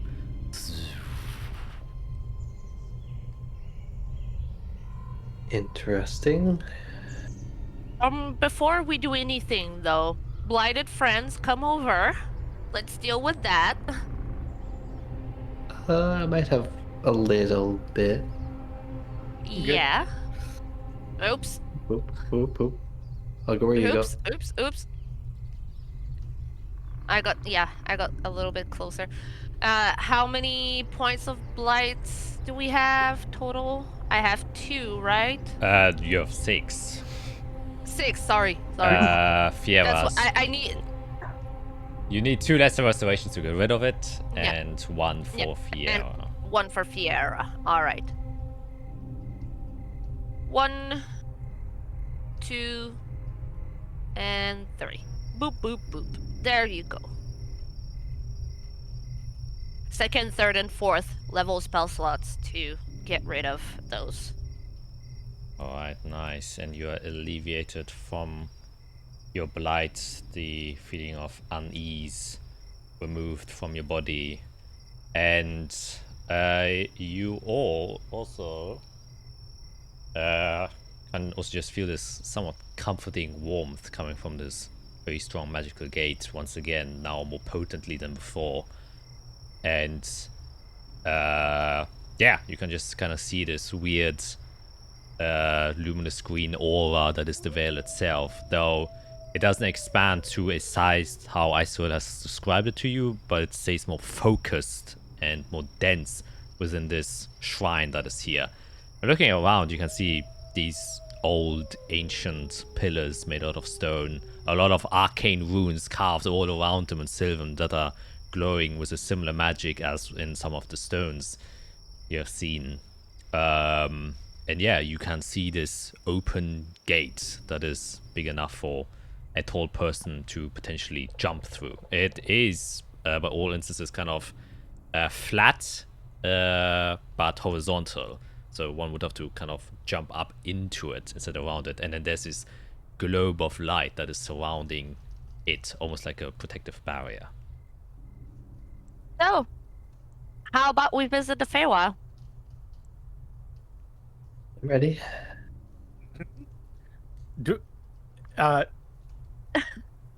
Yeah. How does transporting to the Feywild feel?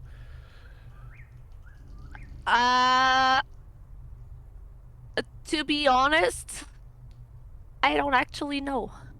Okay.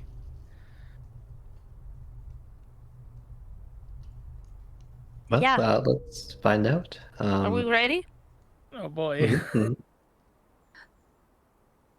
You both can fly, so if you don't mind picking me up and bringing me up, that would be nice. Like a little bit, yeah. One Fire arm canoe. each, and just Oh my god. Oh yeah. and I'll hold glamour in my hands, kind of thing. Sure. Because I don't want to waste a wild shape on this. No. Yeah, as long as we go quick, I can't fly forever. So yeah, I'll take her arm. And with 7 strength, try to pick her up on my side. Yeah, with the help of Irix. 12 strength over 12 here. strength, kind of compensating a little bit. So it is a struggle, but it is doable. And you step through, and as you kind of touch the light, it's almost like you're being partially sucked in. You can see yourselves kind of like extend a little bit as if you're like being spaghettified, but it's just your vision turning kind of like fish lens, and everything else distorts around you as you go into this seemingly dimensional rift and or portal. And as you do so, you get a very similar feeling to when Zauberkind or Illentrix, the mage at the Starlight Academy, casted Astral Projection, where it's a outer body experience for a brief moment, but your soul kind of catches up with your physical body, and as it does so, you get this sense of vertigo, as if you're doing like a backflip multiple times and going down a roller coaster at the same time. It's a very nauseating feeling for the first part, and it takes a lot longer than what you would expect. Maybe it's not like a simple teleportation spell where for a brief second you just kind of step out onto the other side, but instead there's multiple seconds of you just kind of going through the space, expanding, feeling your mind getting pressured a bit, your stomach condensing.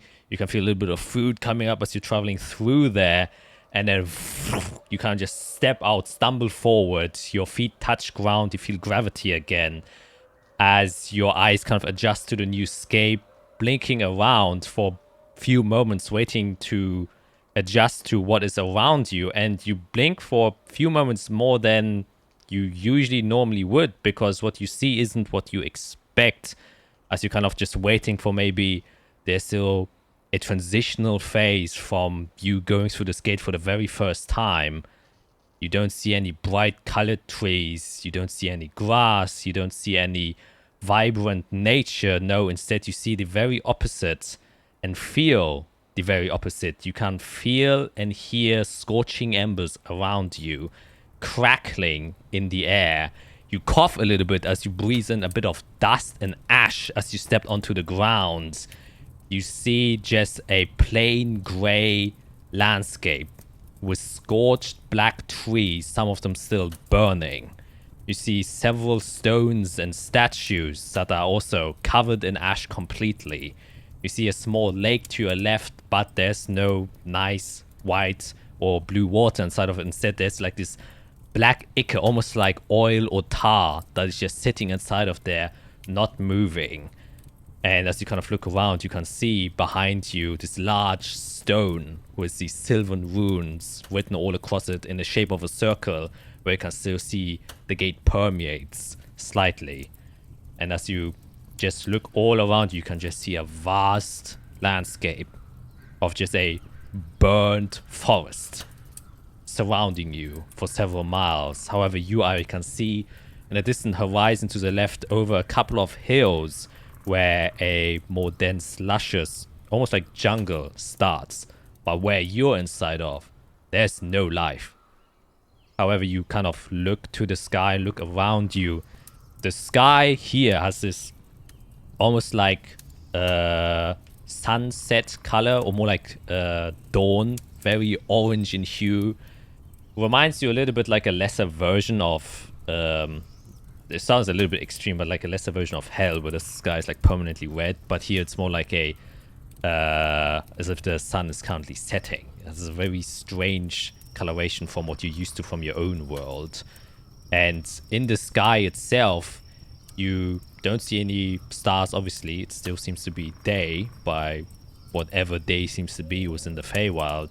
However, you can see huge silhouettes that are hundreds and hundreds of miles away in the sky, like huge branches that go all across around the sky instead of clouds. They're just these big anchoring things, almost like thick rope that are miles long, just creating this net or network of roots on the sky itself. So you only see portions of the sky itself, while many of it is covered by these overlapping net-like features as you kind of stand here. It isn't uncomfortably warm. It's very noticeably dry, like when you step outside into a desert, for example. And you just kind of look around at a very desolate and burnt down landscape.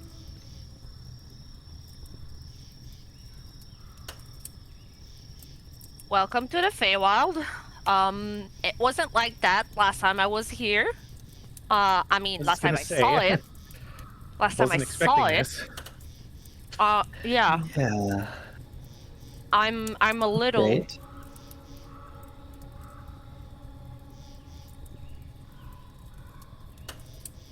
Well, I guess I'm just gonna look for demons right away. Are there demons on this side? You can make a perception check. God, Glamour, I'm gonna help you. Oh, I know, right? Wow. This is... Oh, it's gonna be weird. Let's do it twice. It's 14 is the best I can do for him. Yeah, you look, there don't seem to be any signs of demons and or blight at all. Plus, you saw what happened to demons when they even just approached the gate. They were, instantly annihilated. They vaporized, but yeah, that is, comforting that there are at least no demonic threats. But you also don't see many signs of life. The only thing you see was a 14. Is, as more Glamour pointed out, there's like a small, what looks to be like a crab-like creature. It looks a bit like a hermit crab, but has the face of what you can best describe as a badger. That is kind of just moving around, carrying this weird stone on its back as it's just kind of crawling through this black landscape, leaving like this small trail behind itself.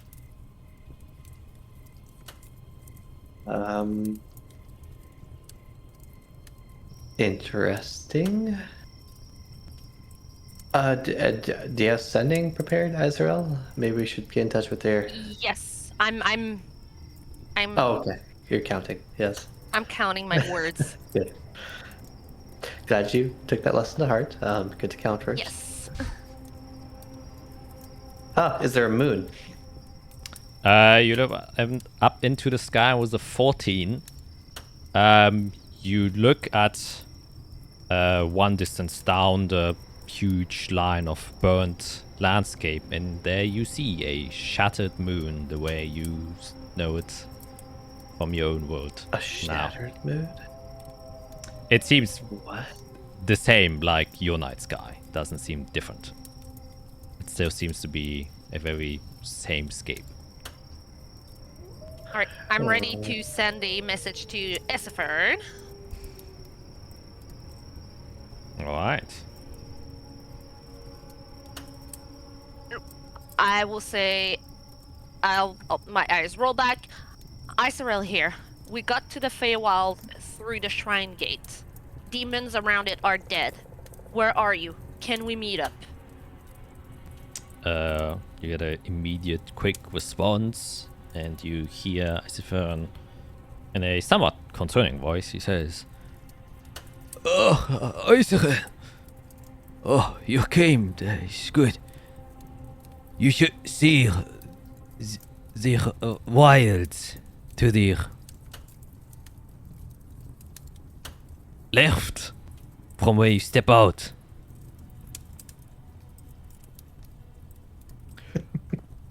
Follow the trees. Okay, so I stop in my tracks, like I'm not moving, and I'm like, I put my hands out so they don't start moving, and I look left to me, and I'm guessing there are trees there, because there are trees everywhere. well, around you there are only dead trees, but in the distance, maybe like 5 miles away, that's what you saw, Eirik, is where the jungle and or forest begins again, or is in you there. At which point, Glamour kind of walks up to you, Fiera, and he says, yeah, that's what I told you about. This is what I saw in my poofy place. You remember? You come back to the Feywild when you're out? If it's this, well, not This here. is the Feywild. Yes. Well, let me tell you, this is not as great as wherever I go to. Like, I had to walk like several days before I got to, this scorched landscape. Oh, wow. Fascinating. So my mentor is to the left over there. He says to follow the trees. Okay. Yeah, after you. Let me check. It's a wolf, okay. In the far, far, far distance.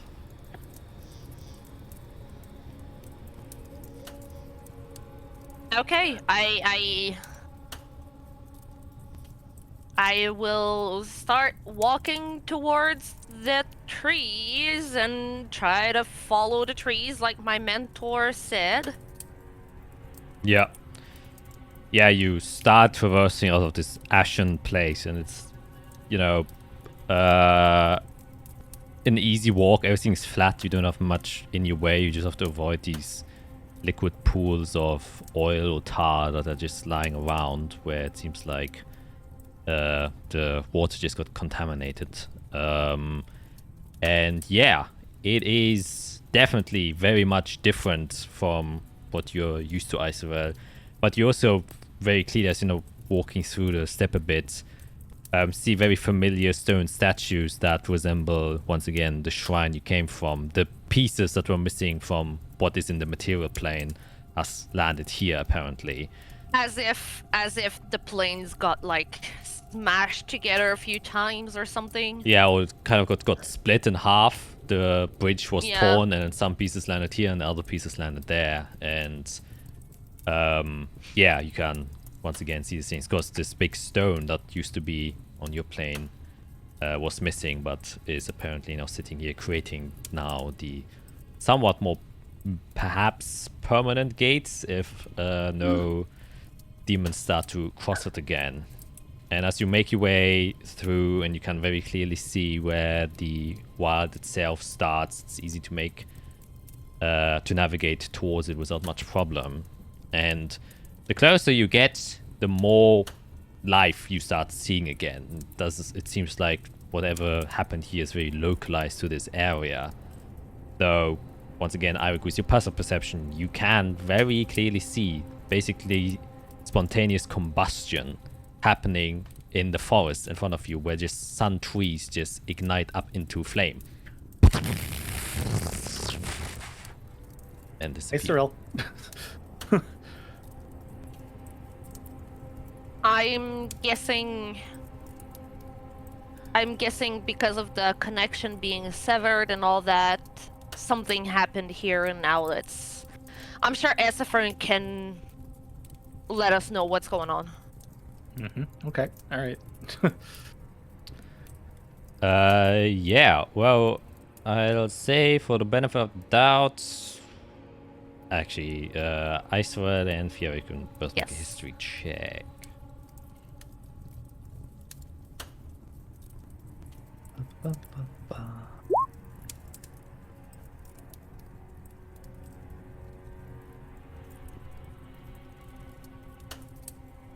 Gonna roll. I don't think it's gonna roll. God dang it. God dang it. Get another page open. History. Oh, yeah, Whoop, it was I didn't mean to do it twice.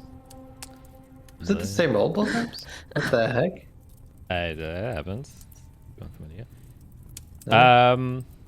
Yeah, 26 and 25, you remember Zephygus telling you something very specifically what's happening with the Feywild. And especially now that some of your spells are now slowly starting to dissipate, that obviously the energy you draw is directly coming from the Feywild in some way or nature. But obviously you don't fully understand entirely what is going on here. But you have been educated a bit about it by Zephygus before you went to Collis, but you can't quite connect yet what that means.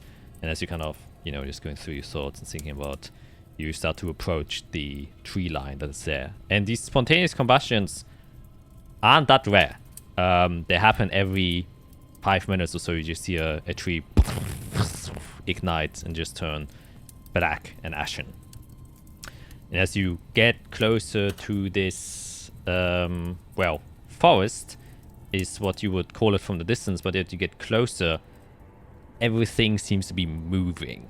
The ground itself almost seems to be moving, as kind of little stones, as you approach them, kind of just stand up, kind of almost as if they would grow these little legs and just start skidding away. You can see many different trees that at one portion, as you look at it, it's just straight, and then the second time you look at it, it's suddenly S-curved. The color of everything is always in a constant gradient, shifting from blue to orange, purple to yellow, green to red. The entire landscape here is as if you're in like a microbiome that is completely alive, more so than you are used to in your own home plane. And it becomes even more evident as you look at plants and trees, and everything, if you look at it a certain way, has a face somewhere. Trees have two holes next to each other with a branch going down and that looks a little bit like a face. You can see a mushroom where the dots and colorations of it, this deep purple hat, but has these spots of very vibrant orange hues that seem to also be making like a sad smiley face, while the leaves themselves fall onto the ground, giving it also a texture that resembles that of a humanoid. Everything is in a way kind of strangely either looking at you or ignoring you, and you just get a very weird vibe as you're walking through here. And ISRL is just smiling. Yeah, you know everything is alive, which becomes immediately evident as you kind of pass by a bush, accidentally stumble upon it. You just see it stand up and then walk away from you guys. Okay. Sorry, buddy. Sorry, didn't mean to scare you there. Yep. Welcome to the Feywild, the real one now. It's unsettling at first. I don't think you ever get used to it. But yeah. This is the place. This is Okay. This is where this is what feeds my magic and my will and everything that I work for. This is what I want to save. This is what I want. Yes. This place is a huge part of who I am and who my people used to be. Okay, so quick question. What here do we have to worry about? Everything and nothing. Oh. It all depends it all depends on how you react. If you respect nature, nature respects you. But also, try not to speak your name. What? Things are weird in the Feywild. I mean, we know names have power. We kind of learned that from Ganon. Yes. It's the same principle as Ganar. There's always someone or something that's trying to gain something from you. Ah. All right. Do we want like code names? I mean, as long as you don't say your last name. It's not your true full name. We've done code names before. I forget. Hang on. Yes, we have done code names before. Have we? Yes. Yes. When? I think in hell, maybe even. Yes, we did. Actually, did I write them down? I think there might even be that Fiera didn't chose not to do one. As no, but we also did it. We did it when we went to. I know. We had like stupid, like regular names. Yeah, we did it before we went to the dungeon. I think we went to I forget what it's called now. Oh, for the blood. Yeah, we went to the church. There was a church or something we went to. We walked into a cemetery. Cemetery. The priest or something asked our name and we said like, I'm Sylvie and this is John. That was before Melador's Session 79. Yeah, it was before Melador's dungeon. And you met with the Artisan Legion. Yes. But I think you at some point revealed your real names then, because it kind of got... Yes, we did. But we did come up with names, and my name was Francis Kittle. Francis? Wow. Francis. Impressive. Anyway, 79. Yeah, there it is. Selena Kyle is Jade. Okay. yeah. Selena Kyle. Judith.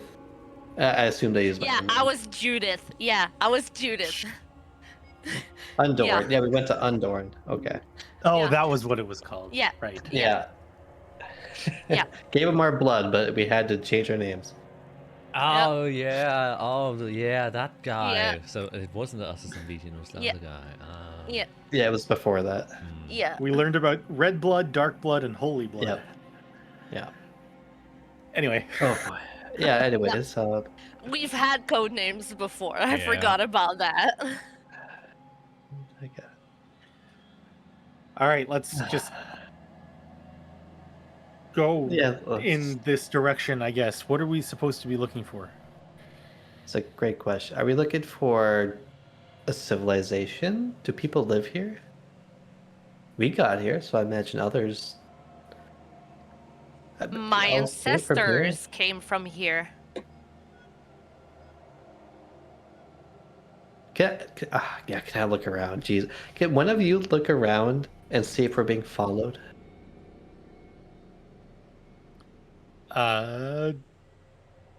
Yeah. See invisibility first.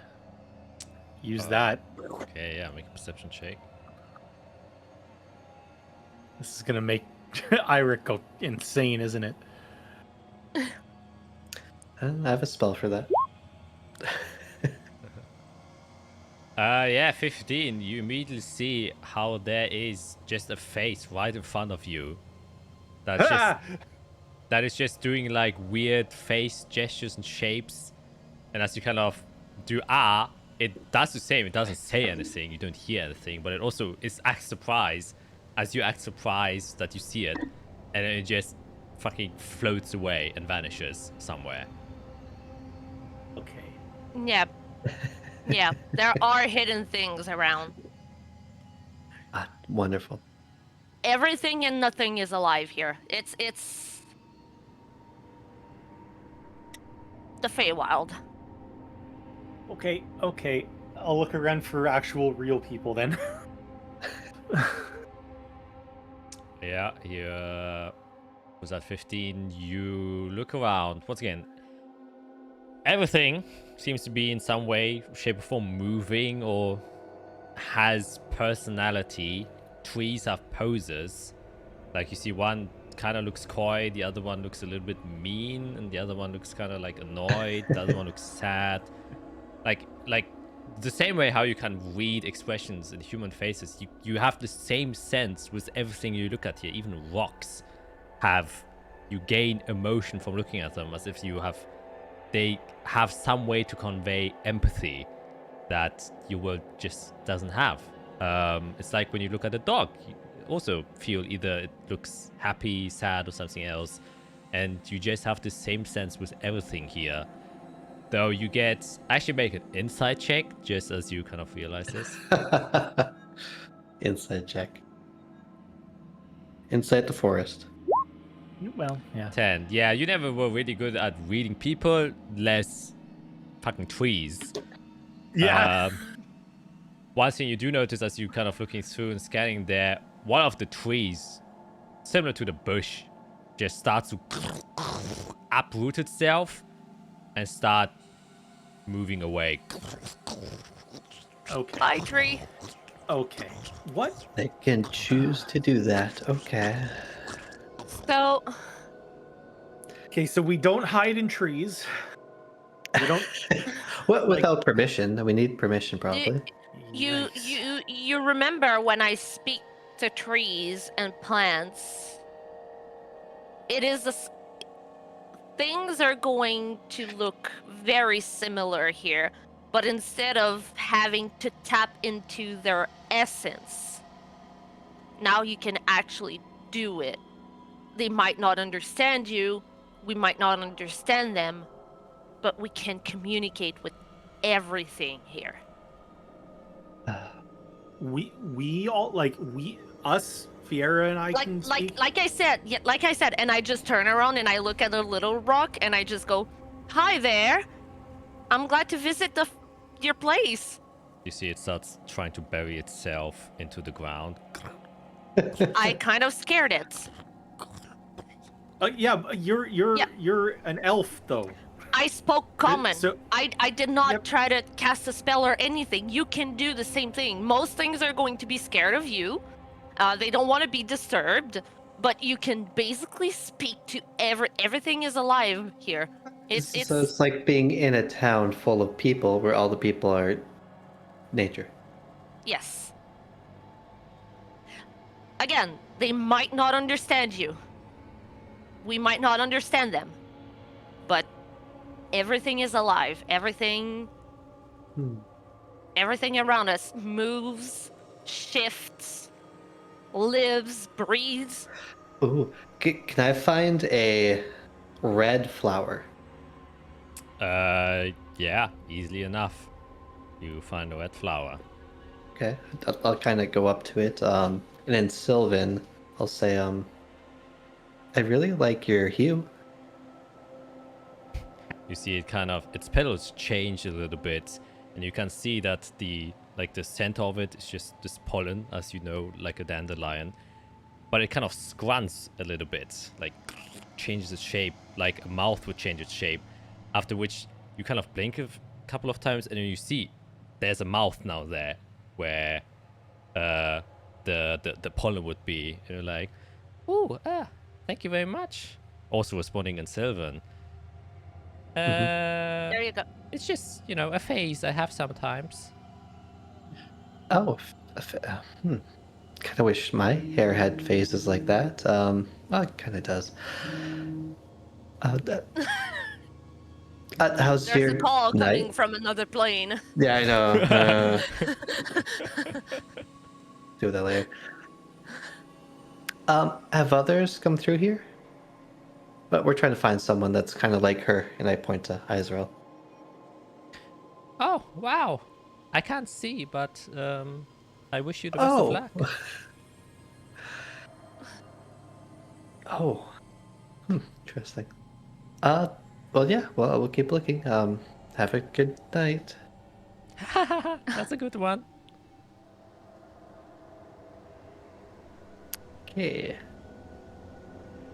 Oh, There you go. That's how it's done. I understood everything. So Eirik, if you speak Sylvan, I don't. Eirik is gonna take a self-imposed wisdom saving throw Yeah. because this is just okay. He's He's still on the edge. he's just got to snap himself, back to reality a little bit. He's gonna take him a while. yeah, it's unsettling at first, for sure. Yeah. Yep. So now you see and understand why I talk to trees and why I want to hear their story. Yeah, I mean, I kind of got the idea that everything had, a living essence or whatever. Like the idea that you were speaking to the trees is one thing. I'm not so surprised by that. Yeah. This is different than that. And I just need to absorb it first.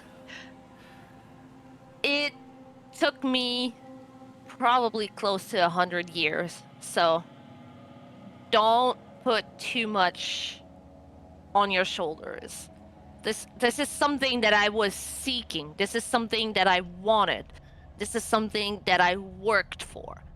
So obviously, I took it much quicker and I took it better.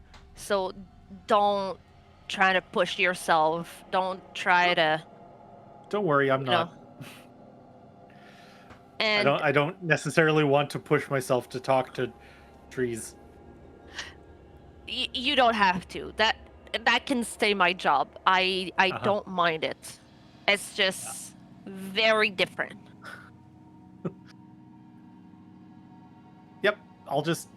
I'll just be here and follow. Don't worry about me. And now you know that I'm not just some weird hippie that took illicit things that made me see weird things in my brain. Well, yeah. Because I know you both thought that at one point. Well, listen, the first day we knew each other, you went and just died in the middle of a battle, right? You just basically faked your death, and we were like, okay, now Yes. what? It was a little weird, so you didn't give us much choice. All right.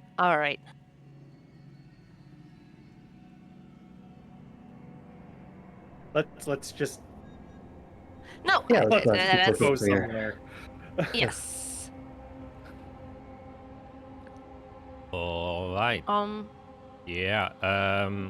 As you're kind of walking through, and as you're just trying to follow the lead that your mentor gave you, is where you see that suddenly within the forest itself, some of the trees start to part and kind of move out of the way. And you can see they are making space for something passing through as you see a deer galloping towards you. One that you haven't seen in a while, as it is very clearly the deer of your mentor. Kind of Yes. galloping. And you both, Eric and Theo, see for the first time a very tall deer with big antlers coming out from its head. Vines intertwine, growing with leaves themselves, like a crown made out of leaves and vine. And has this very nice matted fur with a pattern that very much reminds you of the kind of rootish nature of logos you've seen of Sylvan scriptures and the sword. In the best way, and as it's kind of approaching and the forest itself is parting for it to kind of go through here, there's a very regal nature to it, and Stumps stands then in front of you, and you can see that the forest itself closes back from where it came and stays in deer form, but says in common, and you can all understand, says, I thought it was probably safer when I come to you and bring you back to safety. Yes. Will it be easier for us to ride? Yes, indeed. Okay. Good. And I'll turn into my horse form so that you guys can jump on my back. Go and get the saddle out. Yeah. And he kind of like turns around. He seems a little bit kind of nervous or rushed to do things as he then kind of gallops away. Yep. And while he's galloping, you can see that the trees seem to be spacing away once again for him, but now also you, just because you're in close proximity. As he's galloping, he kind of still asks you as well. He says, You mentioned demons. Yes. This is unfamiliar to me. You say that the shrine has been assaulted by demons. Yes. A demon that seemed to be birthing other smaller demons was guarding the shrine and throwing its spawnlings at the gate, trying to dim it, trying to close it, I guess, and just... That would explain why I wasn't able to travel back. Very well, I apologize. I was not able to contact you again. I much needed your help, so I am very glad that you made your way here. As you see, the forest is in not a great state. But I've seen we landed in quite disarray. Indeed, but let us get to somewhere safe where we can talk in peace before I continue. Yes. Needn't want any more trees to listen to us than usual. And starts just galloping its way. And as it does so, ISO is complete ease of mind, back with your mentor, in an environment that you're somewhat familiar with, while Eirik is having an absolute panic attack. Trees It's are not listening fu- to me. What the hell? It's not a full panic attack yet. It's just very heightened anxiety. On the verge, almost clipping over, but that is where we're gonna end this part of the session. Just because I think Matt also is a little bit busy, and my brother also is gonna pick up some keys in a minute, so I think this is a good place where we're gonna take a quick break. So I guess it's weird to say see you guys later, because I guess the viewers see you guys later. We'll look the same. Bye bye.